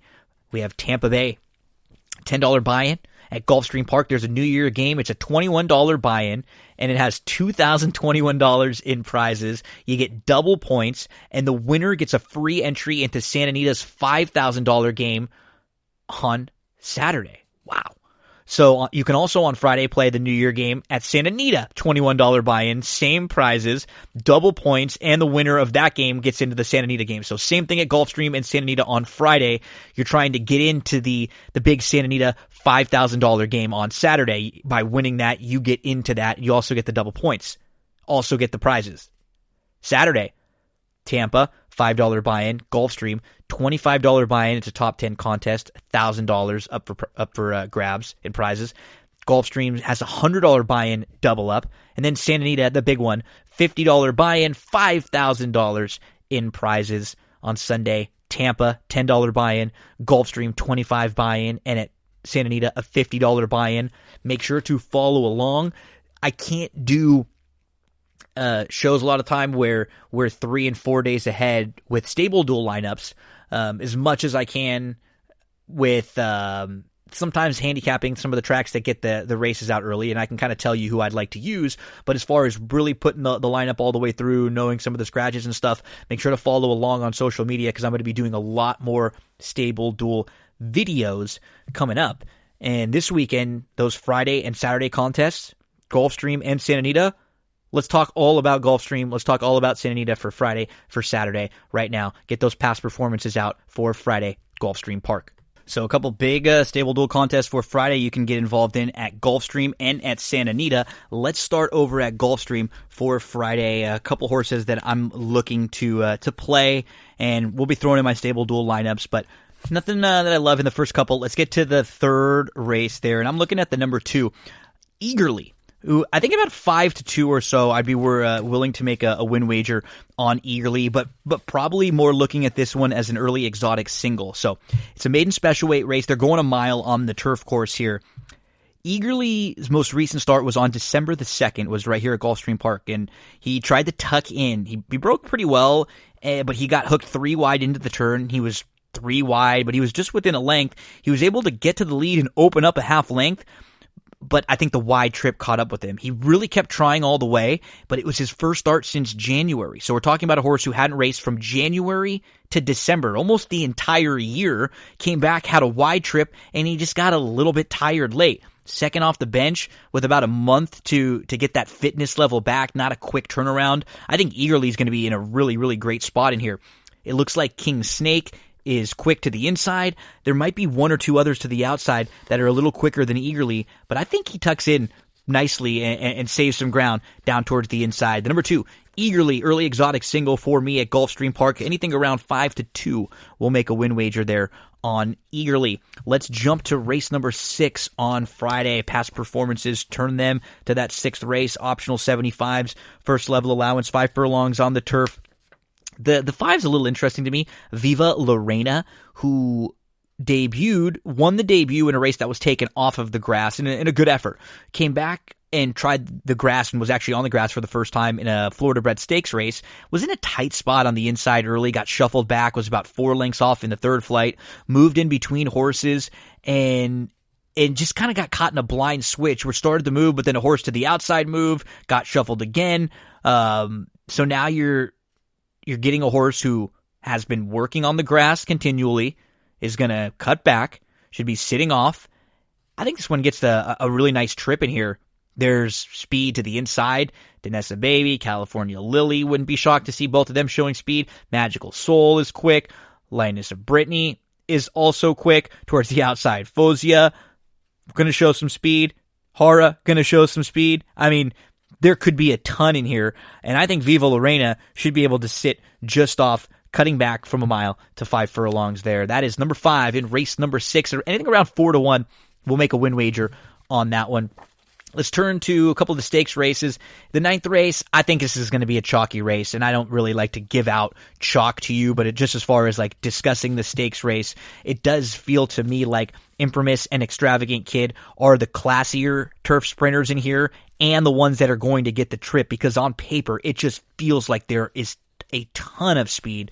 Give me the horses who are going to be able to come from off. Imprimis had a brutal trip in the Breeders' Cup, and Extravagant Kid was not bad in the Breeders' Cup and ran really, really well and has just been facing better consistently throughout. To me, chalky in race number 9, not necessarily something I'm going to be wagering on.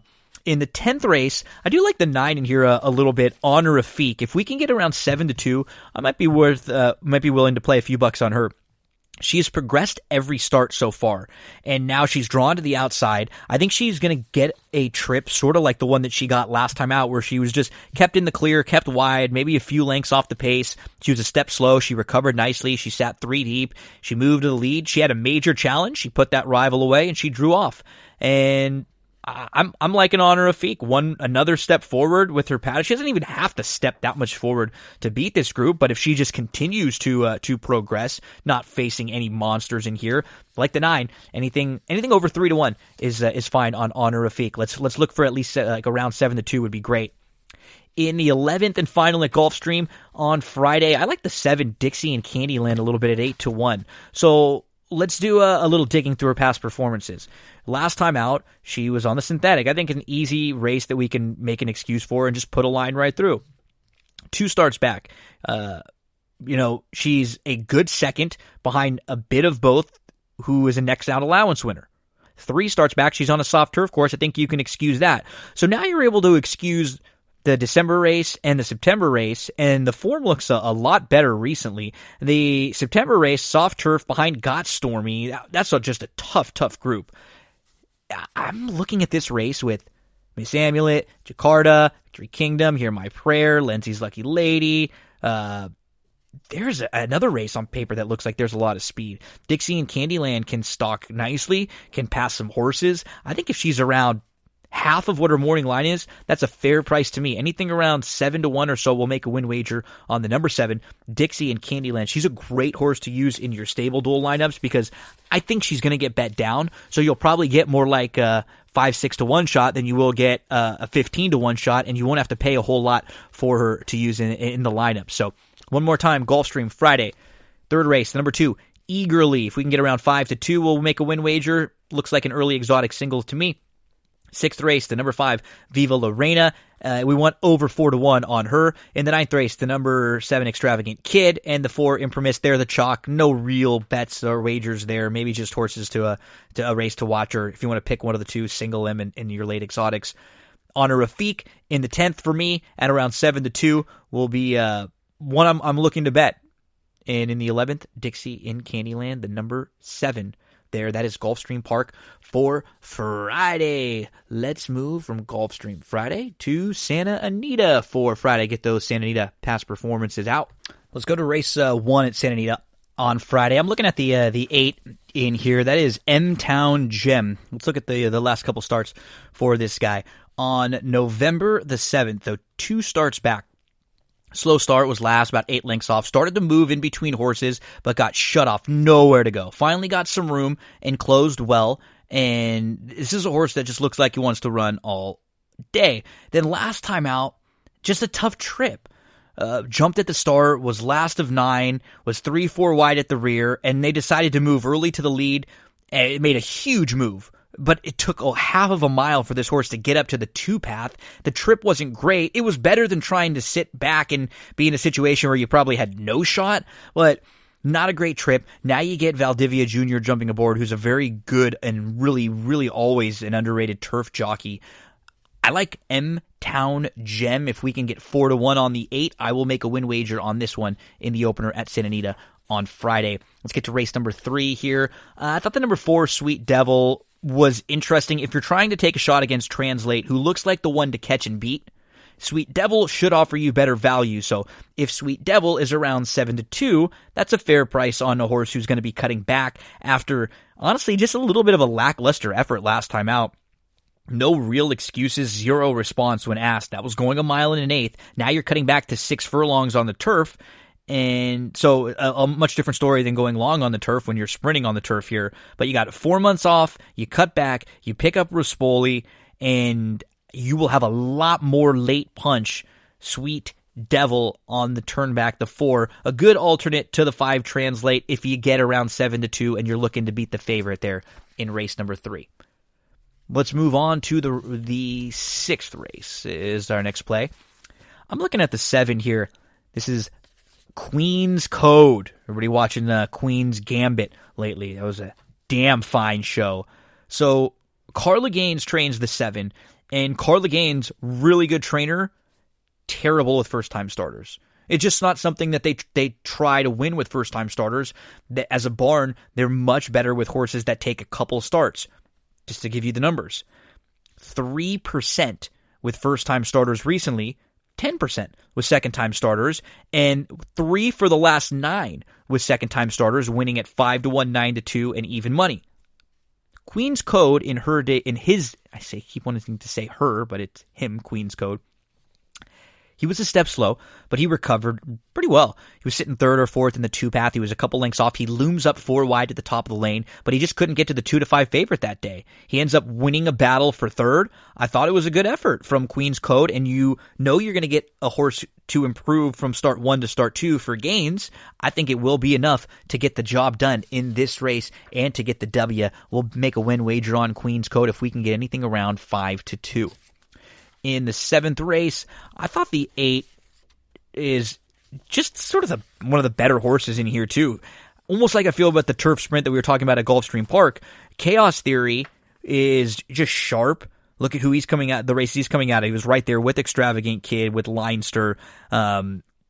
He is going to be coming from off the pace a bit in here, so I think the 6 furlong should even benefit him a little bit more. Some of these who are maybe coming out of the 5 furlong races and they're more tactical and more speedy, whereas Chaos Theory wants to be launching and coming from off of the pace here. He settled nicely, and he was able to sneak through on the inside against Texas Wedge, who he will face again in here today. And Texas Wedge from the rail, it might be difficult again. He got a good trip last time out, but it's harder to work out that kind of a trip from the rail. So I would go to the 8 Chaos Theory at anything around 5-2 would be worthy of a win wager there. So a couple to look at Santa Anita for Friday. First race, the number 8 Motown Gem. In the 3rd race, the number 4 Sweet Devil. In the 6th, the number 7 Queen's Code. And the 7th, the number 8 Chaos Theory. Before we get to Saturday, Well, let's take a listen and hear about some of the past performances at DRF. That is where I go to use all of my information, all the handicapping stuff that you hear from me when I talk about charts, race replays, past performances, all that stuff. It's all at drf.com. Let's hear about that, and then we'll hear about Saturday racing from Gulfstream and Santa Anita. Horse racing fans, many of us have been using the DRF, the daily racing form, for years, studying the races, keeping up to date on news with all the articles. I remember looking for a copy at the local liquor store or picking one up at the local racetrack, wherever I was going. Now it's even easier and cheaper than ever to use DRF with DRF.com and the newly optimized DRF Mobile. You can get all the tracks that you want to bet and handicap. Past performances that are mobile optimized for on-the-go handicapping on your phone. So you go to drf.com from your mobile device, no additional cost. Tap the calendar icon on the top left. It opens all of the options for past performances and for the tools that are available. One click to bet now and DRF bets. Get real-time odds and scratches on race day. You can tap on any horse and you get those same DRF past performances that you're familiar with a larger font for your mobile display. One click to Formulator for charts, for replays if you get the Formulator version, and even on the classic past performances, you get the home screen with horses, with odds, with buyers. You get a lifetime buyer speed figure graph. You can rotate your phone for the best view, and any horse that you click on, you'll see the running lines. You can easily move from horse to horse. The same data as those traditional classic DRF past performances. You get an interactive format, which is very similar to the DRF Classic version that you're used to on the desktop. Every card includes live data updated instantly with those scratches, and so you get the accessibility from desktop to phone, cross-device functionality. You can take your notes and save them from one device to the next, and then access your account on any of your devices. On-the-go handicapping and wagering, multiple formats to view. You got the overview page with recent speed figures, current day's odds, easy access to expert selections and analysis. You got the buyer speed figure graph with lifetime buyer speed figures and chart notes for every horse. And you got those traditional DRF past performances that are just newly optimized for your mobile phones. They are constantly upgrading, improving, and making everything easier for you to get your handicapping done at drf.com. Let's jump into Gulfstream Park for Saturday. So get those past performances out Saturday, January the 2nd. Remember a couple of big contests at Gulfstream Park and at Santa Anita for you. The big one at Santa Anita for Stable Duel. So at Gulfstream, I'm going to go to race number 4 for my first play. We have a lot of stakes races with short fields where I think we might be able to beat a favorite or two. Let's start with the Dania Beach in race number 4. I'm looking at the 6. It's a Gamble. So It's a Gamble's 2 worst races came going long. His 2 wins came going shorter, but I don't think that means he can't go longer. So let's look at the 2 bad races. He wins his career debut, then he comes back in the Now stakes at Monmouth on October the 4th. He was 6th, about 8 lengths off on the inside. He wanted to go, but he was buried. He was blocked. He got shuffled back. He tried to angle route. He couldn't get outside. He very easily could have been second that day. He finished 4th. It was not a bad effort. He had a ton of trouble. Comes back on October 31st, again in a stakes race over yielding turf at Belmont Park. Tough start. He bobbles. Then he's, backed up. He's taken up. He ends up getting hooked 3 or 4 wide all the way around on a yielding turf course, going almost 52 to the half. No shot in that race. Totally legitimate excuses for both of his poor performances. Comes back and wins last time out, going 6 furlongs, and I don't have any issue with him going a mile in here with a lot of speed to chase. You'd imagine Kentucky Pharaoh's going to be forwardly placed in here, like a Salt Shaker has shown some speed and comes out of a sprint. Omaha City shouldn't be too far out of it. Loudest Speed also has some speed. I think there should be plenty for It's a Gamble to chase. If we can get 3-1 or so on the number 6, It's a Gamble, I'm going to make a win wager there in race number 4 at Gulfstream Park on Saturday. In the 5th, let's go to the 5. Hit the Whoa! To me, 6.5 furlongs the key for this gal in the Glitter Woman.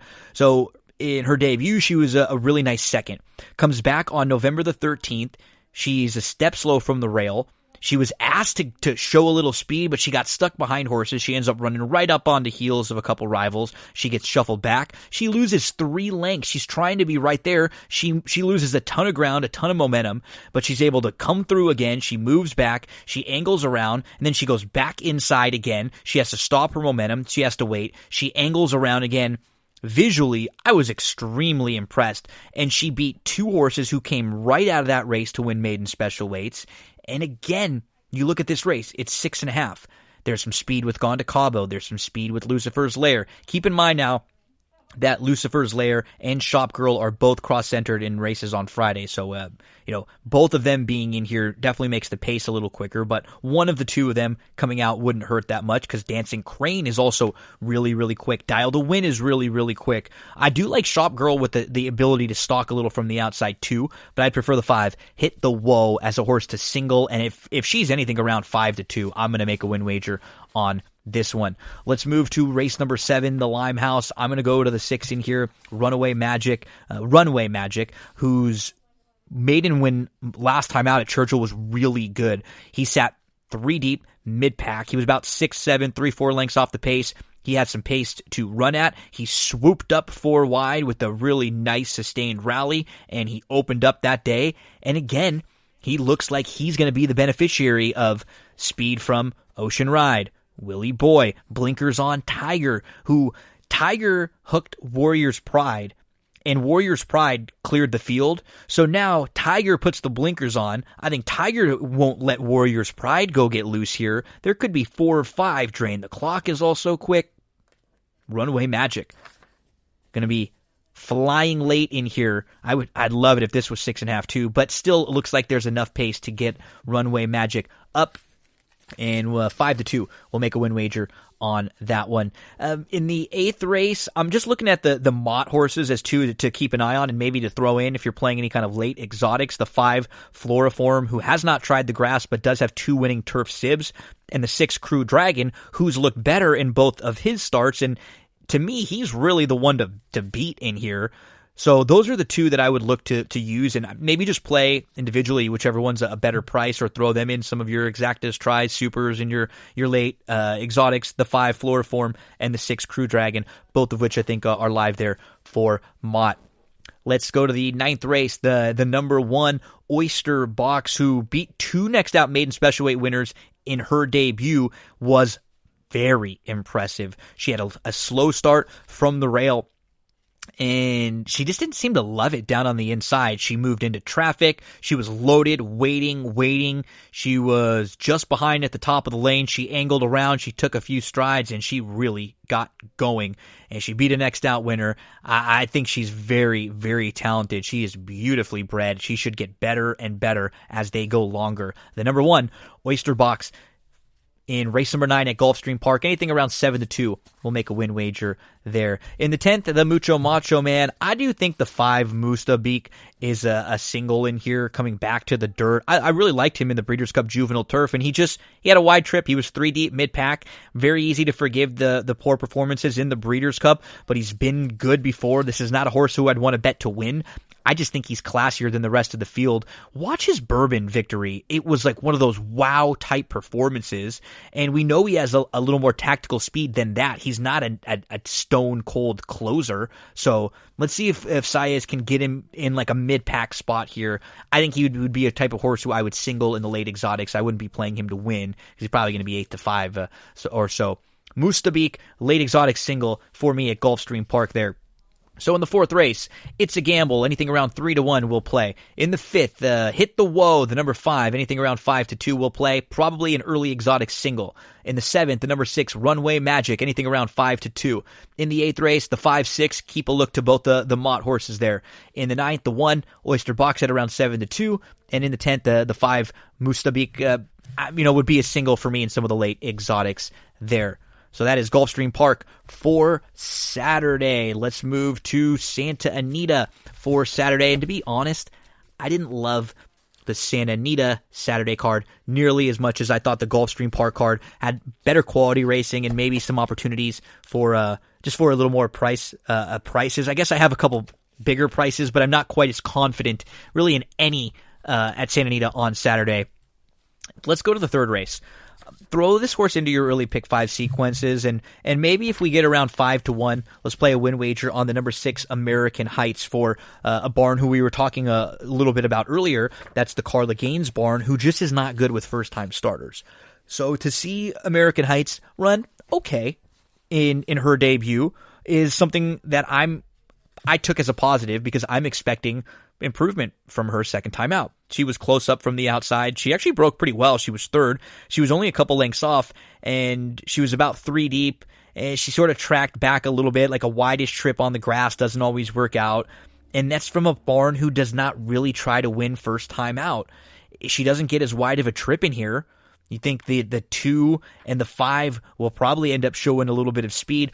Any improvement from American Heights should make her a legitimate contender in this spot at a pretty decent price. If she's 5-1 or so, let's make a win wager on her. I thought the 5 in race number 5 is just intriguing. Now, I'm not going to be betting a ton to win on a horse like this, but definitely throw her into your pick 5s, because there's so little information about her. She's just sneaky. Her dam was unraced. This is the first foal from an unraced dam. We know that the sire is a really solid win early sire, and we have some sneaky works and a steady tab with Pratt jumping aboard for Mullins. I think the 5 KP Can Do has some ability and is going to show it first time out of the box in race number 5 at Santa Anita. In the 6th race, a couple horses that I'm looking at. I like the 9 as a horse. Shoot. I think he has a ton of ability. Look at some of the races he came out of last year. He was behind Charlatan. He was behind Authentic. I don't know. This is probably a race that he's going to need, but keep him in the back of your mind as a horse to keep an eye on down the road, because I wouldn't be shocked if he showed up with a big effort here. I just think that much of him. I think he's really, really good. The horse who I feel like will get the best trip and could be just flying a little under the radar is the 5 Potonico, who is steady. He's like the measuring stick for this race at this type of level. And how is this race is going to unfold? Well, Tis a Magician is probably going to be showing some speed. Ecclesia is probably going to be showing some speed. Paladar probably going to be showing some speed. Shoot. That's why I'm a little worried about him, is that he could get caught up with all of them. And King Abner's not exactly slow, but I don't think he's as quick as the other 3 that I mentioned. So that gives Potonico a chance to tuck in probably where he likes, 3rd or 4th, a couple lengths off the pace in here. Potonico, I think, at around 6-1, maybe make a win wager on him and throw the 9 under in some of your exotics, or maybe throw him into one spot or two, because if he's around 8 or 10-1, I wouldn't want to be sitting and have him beat me at a good price. If he got bet down a little bit, I'd want more than 5 on Shoot to be shooting. In the 7th race, not a big field, and not a field where I really love any of the shorter priced horses. I respect them all, and anybody can win this race, honestly. But I think Multiplier, who has not been as consistent and doesn't win a whole ton, but he can jump up and win and beat this group with one of his better efforts. We just don't get it from him all the time, so he's hard to trust. For me, horses like this I like to play when they're 10-1. I don't want to play them when they're 5-2, like he was 2 starts back. I'll play him in a spot like this. He's returning to the grass. This is the turf course that he won over at Santa Anita. So we've got a horse that's for the value. Does he have a 10-1-ish chance to win this race? I think absolutely. I'm going to throw in the 4 Multiplier and probably play a few bucks on him. If you play any late exotics, include him. The 8th race, not really a whole lot to talk about. The monster is the 5 Life is Good, who is 2-5 on the morning line and has been incredible in the mornings, super impressive in his debut, and the horse he beat just came back to absolutely destroy a group. So this could be the next Bob Baffert monster. He is just turned 3, so right now maybe one of the leaders in the clubhouse for the Baffert 3-year-old that we're going to see running in some of the big races, because that's the Sham, and this one has looked as good as any that we've seen. Life is good. Life is really, really, really good. That is going to do it for the racing part of this episode of That's What G Said. We have one more segment left. We're going to recap Shameless. Shameless Season 11. episode 3. We're going to talk about what happened as the new episode is coming up this week. So don't go anywhere, folks. We'll be back with some Shameless. Hey, big thank you for all of the support from Cindy Carava, one of the longtime sponsors of That's What G Said podcast. So folks out there, if you ever need anything in the world of real estate, buying, selling, leasing, write down the name, Cindy Carava, and the website, cindycarava.com, CindyCarava.com. Full service realtor means she can help you out with anything, even if it's just connecting you with the type of people that you need for what you need in your home improvement. Maybe you're just looking for a free market analysis. Yep, she can do that for you too. Reviews out there about her. She's all over social media, and you're going to hear about Cindy Carava on That's What G Said podcast all the time. Anything you need in the world of real estate, cindycarava.com. Let's finish up with Shameless episode 3. So what they did with Shameless, they had a couple weeks off for the holidays, but they had an episode last week that was actually would have been in the place of episode 4, but it was called Hall of Shame. They're going to do these sort of like episodes that last week's was Ian and Mickey, and it's basically a full episode recapping their entire time together, all the stuff that they've been through. And it looks like that's going to be a series that is going to come out on Showtime as sort of a full recap of the show Shameless. So each episode will be, I think, a different character. Maybe we'll get Kevin V in one. We'll probably get Lip in one. We'll probably get, Debbie and Fiona, and we'll see about how that goes. But it wasn't necessarily like a new episode that we saw in episode 4. Episode 3 is the one I'm going to talk about, because that's one where Franny and Frank got to be buddies. Debbie's trying to figure to get Franny to be Little Miss Southside, and Franny is just not into it, right? She more of a tomboy. She just doesn't love the girly stuff in the dresses like Debbie wants her to. We check in with Lib, who's doing just a great job with the house, with Freddie's room. Everything is upgrading. It just looks really, really good. Mr. Handyman. Ian and Mickey are mid-coitus, and they're having some dirty talk, but Ian is just not into it. He's not happy with Mickey. He feels like he's pulling all the weight around the house. So the gang has breakfast at the Gallagher household. Frank is there. And Debbie's running late for work. Franny is not being helpful, and Debbie's stressed. So she leaves, and she asks, hey, somebody's going to take care of Franny, right? But nobody really hears her, and Debbie just leaves. Has to go, leaves Franny. Someone will figure out how to get her to school, right? So Liam agrees. He says he's going to take her, but Frank says, "What? You don't trust her with me? I can take her." And Liam says, "Fine, take her, Frank." And then Frank gets stuck having to take Franny, but Frank loves it. They bond, and it is pretty cute. You sort of feel some positive stuff for Frank that you don't normally feel. Kevin V are trying to get the girls into Little Miss Southside. Also, they're taking pictures of them. He wants to bling them out, new big fur coats.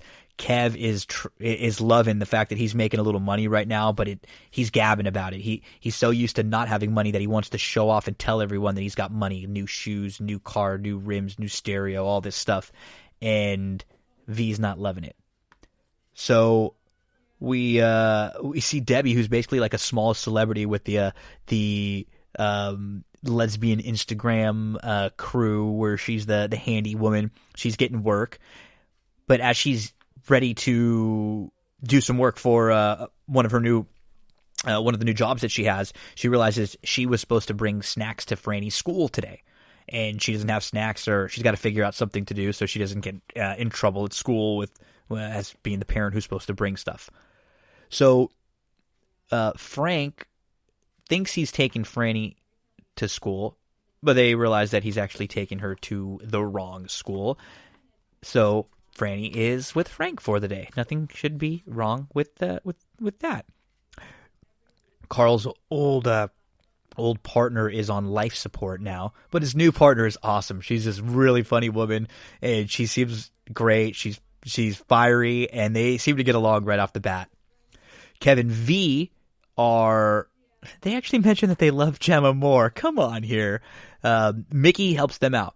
He brings in some old brownie mix in exchange for workout sessions, and so he wants to train because he and Ian have been joking about who's the man and who's the woman in their relationship, and so he wants to bulk up a little bit so he doesn't feel as effeminate.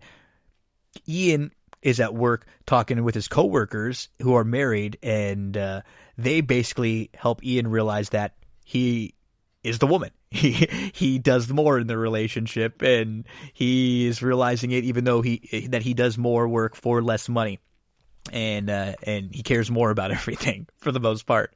So it's a realization for Ian after having made fun of Mickey, finding out that no, he actually is not the top of the relationship. Sad news with Tammy's sister. The baby has a heart condition. They need $65,000 to treat him now. So Tammy's like freaking out. It's only going to be a few days for their family. She's trying to get money. Ask Lip if the Gallaghers have any money, if anybody has any money. We keep checking in with Frank and Franny, and Frank's taking her to different places, talking about negotiations. He's using her to trick people. He says she's a pot savant evaluator. He ends up at one point she's demanding that they only pay $7 per gram. This is pretty funny stuff, but it's just, it's what you would expect from Frank. Carl really likes the new partner. She's into everything. She loves the action. She's curious. She's the total opposite of his previous partner, who didn't want to stick his nose in anything whatsoever. So now Debbie has no snacks for the class. She decides to steal some from the place that she's fixing up, and then she'll bring the snacks and come back and finish the job. So, of course, nothing goes as planned for these Gallaghers. So we'll get back to Debbie in a minute. Kev goes to the park to show off. He's talking all about his money, his bling. He's got a big car, big rims. He gets robbed with a gun immediately by a female, and he's in his yellow jumpsuit. I mean, he just looks ridiculous, so obvious. And Kev has lost it all of their newfound fortune. So Carl's partner is like really teaching him the ropes. He's teaching him how to drive, that cops don't have to pay for anything. They can just take whatever they want from food, liquor stores, places all over. We keep checking in with Lip and Tammy as they're trying to get money to help Brad's baby. Tammy wants Lip to sell the bike he's working on. She asks if Debbie will sell her truck, asks what the Gallaghers can do. Lip says, we don't have anything to give. We don't have anything. Debbie can't sell a car. It's how she makes a living. So Debbie drops off the snacks at Franny's school, and the teacher comes out and tells Debbie, oh, thank you. We appreciate you dropping off the snacks even though Franny isn't here. Debbie says, where's Franny? She didn't get to school. So now she starts texting everybody. She's like freaking out. Where's Franny? Why isn't she at school? Oh, shit. She's with Frank. Yeah, she's with Frank. So Carl, who's driving around like crazy with his partner, who she's great. Like she doesn't she doesn't follow all the rules. She dances around the line here and there, but she's smart. She seems to be a really good person, and Carl has a lot to learn from her as he's able to get his first arrest.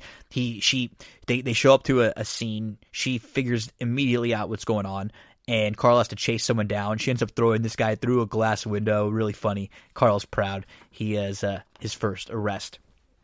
So Ian's boss is trying to force Ian to work through lunch, and Ian's all upset right now, and he's been just told by his coworkers that he's the girl in the relationship, and the boss tells Ian to hike up his skirt and calls Ian a little bitch, and Ian snaps, goes hard on this fool, walks out. He quits. Guy's all scared. The employees all cheer for Ian. And as Ian comes to the alibi, Mickey has just gotten a job from Kevin V. Mickey volunteers his security so that way Kev won't get robbed anymore doing his stupid stuff. Mickey lets them know they need to start laying low and not acting like big ballers here unless they want to get robbed. Ian and Mickey get into this nasty brawl. They start brawling. V has to break up the fight and give them a little bit of advice and kind of gives them a little shit. And it seems like this helps. She also gives them a pot brownie, so that always helps. Poor Tammy's super worried, trying to figure out ways to help her family. She keeps thinking that, what if this was Fred? So Frank is continuing to teach Franny about millennials, what they want, how to roll joints. He's absolutely loving the time being spent with her because he doesn't have to be the parent. He gets to be a grandparent. Debbie's on the rampage. She's looking all over for Frank and for Franny. And Lip actually offers to help Brad's family and Tammy's brother, but Brad's going to sign up for a payment plan. He's going to sell his business. He said, my family is most important here. And so Lip is sort of seeing that, priorities change and sort of really feeling for Brad here. Frank is getting a tattoo and with Franny, and Franny tells him she's a boy. So, but Frank at this moment tells her, you should play along sometimes to keep your mom happy. Frank even mentions that he wore a dress to make his dad happy when he was young. Mandy sort of makes Debbie realize that, it was her fault that they can't find Franny. She never really talked to anyone, and she sort of just left her there. And now she's pissed off, yelling all over the place. So as Debbie's looking for Franny, she gets a call from the cops. The place she was working the neighbors saw her sneaking out the window with a bunch of bags, and they called the cops. So Debbie now got called white trash for stealing a bunch of snacks from this place, and is going to get a really bad Yelp review and probably a lot of shit talked about her on Instagram with the lesbian group. So Debbie finds Frank and Franny walking down the street. They got their tattoos, just a fake one for Franny. She smacks Frank. She's pissed off. But it's her own fault. They go back to the Gallagher's house, and she's mad at everyone. But nobody heard her ask for help. Nobody agreed to help her, and she sort of just stuck Franny with Liam, which isn't fair. Lip actually calls her a shitty mom, which kind of quiets everyone down, and that's like the whoa moment as Debbie, I think, is realizing that, that was a sort of a shitty mom thing to do. Back at the Alibi, Frank is with Kevin V. He's smoking, showing them some of the joints he rolled up, and talking about the day and how much he loves Franny. He keeps talking about her. He likes it better as a granddad because he doesn't have to worry about the responsibility every day. He just gets to have a little more fun. We check back in with Lip. His landlord, his buddy, comes by and sees all the work that Lip's been doing on the house and tells him, hey, man, I'll give you money for this. This is our place. He's really impressed with Lip's work. This looks like it could lead to something even more for Lip.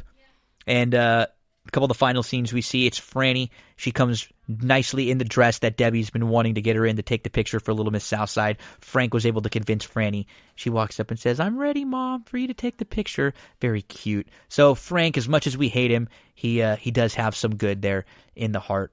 And Ian and Mickey seem to be getting along a lot better as we close out this episode of Shameless. We're also going to close out this episode of That's What G Said. We're going to close out 2020. Thank you so much, everyone, for tuning in to That's What G Said. Again, big thank you to Erik for joining us today. And next week kicks off the new year on That's What G Said, and we will have tons of stuff. Sam Houston, Cobra Kai, NFL playoffs, you name it. We're going to have it here on That's What G Said podcast. Have a great early start to 2021, folks.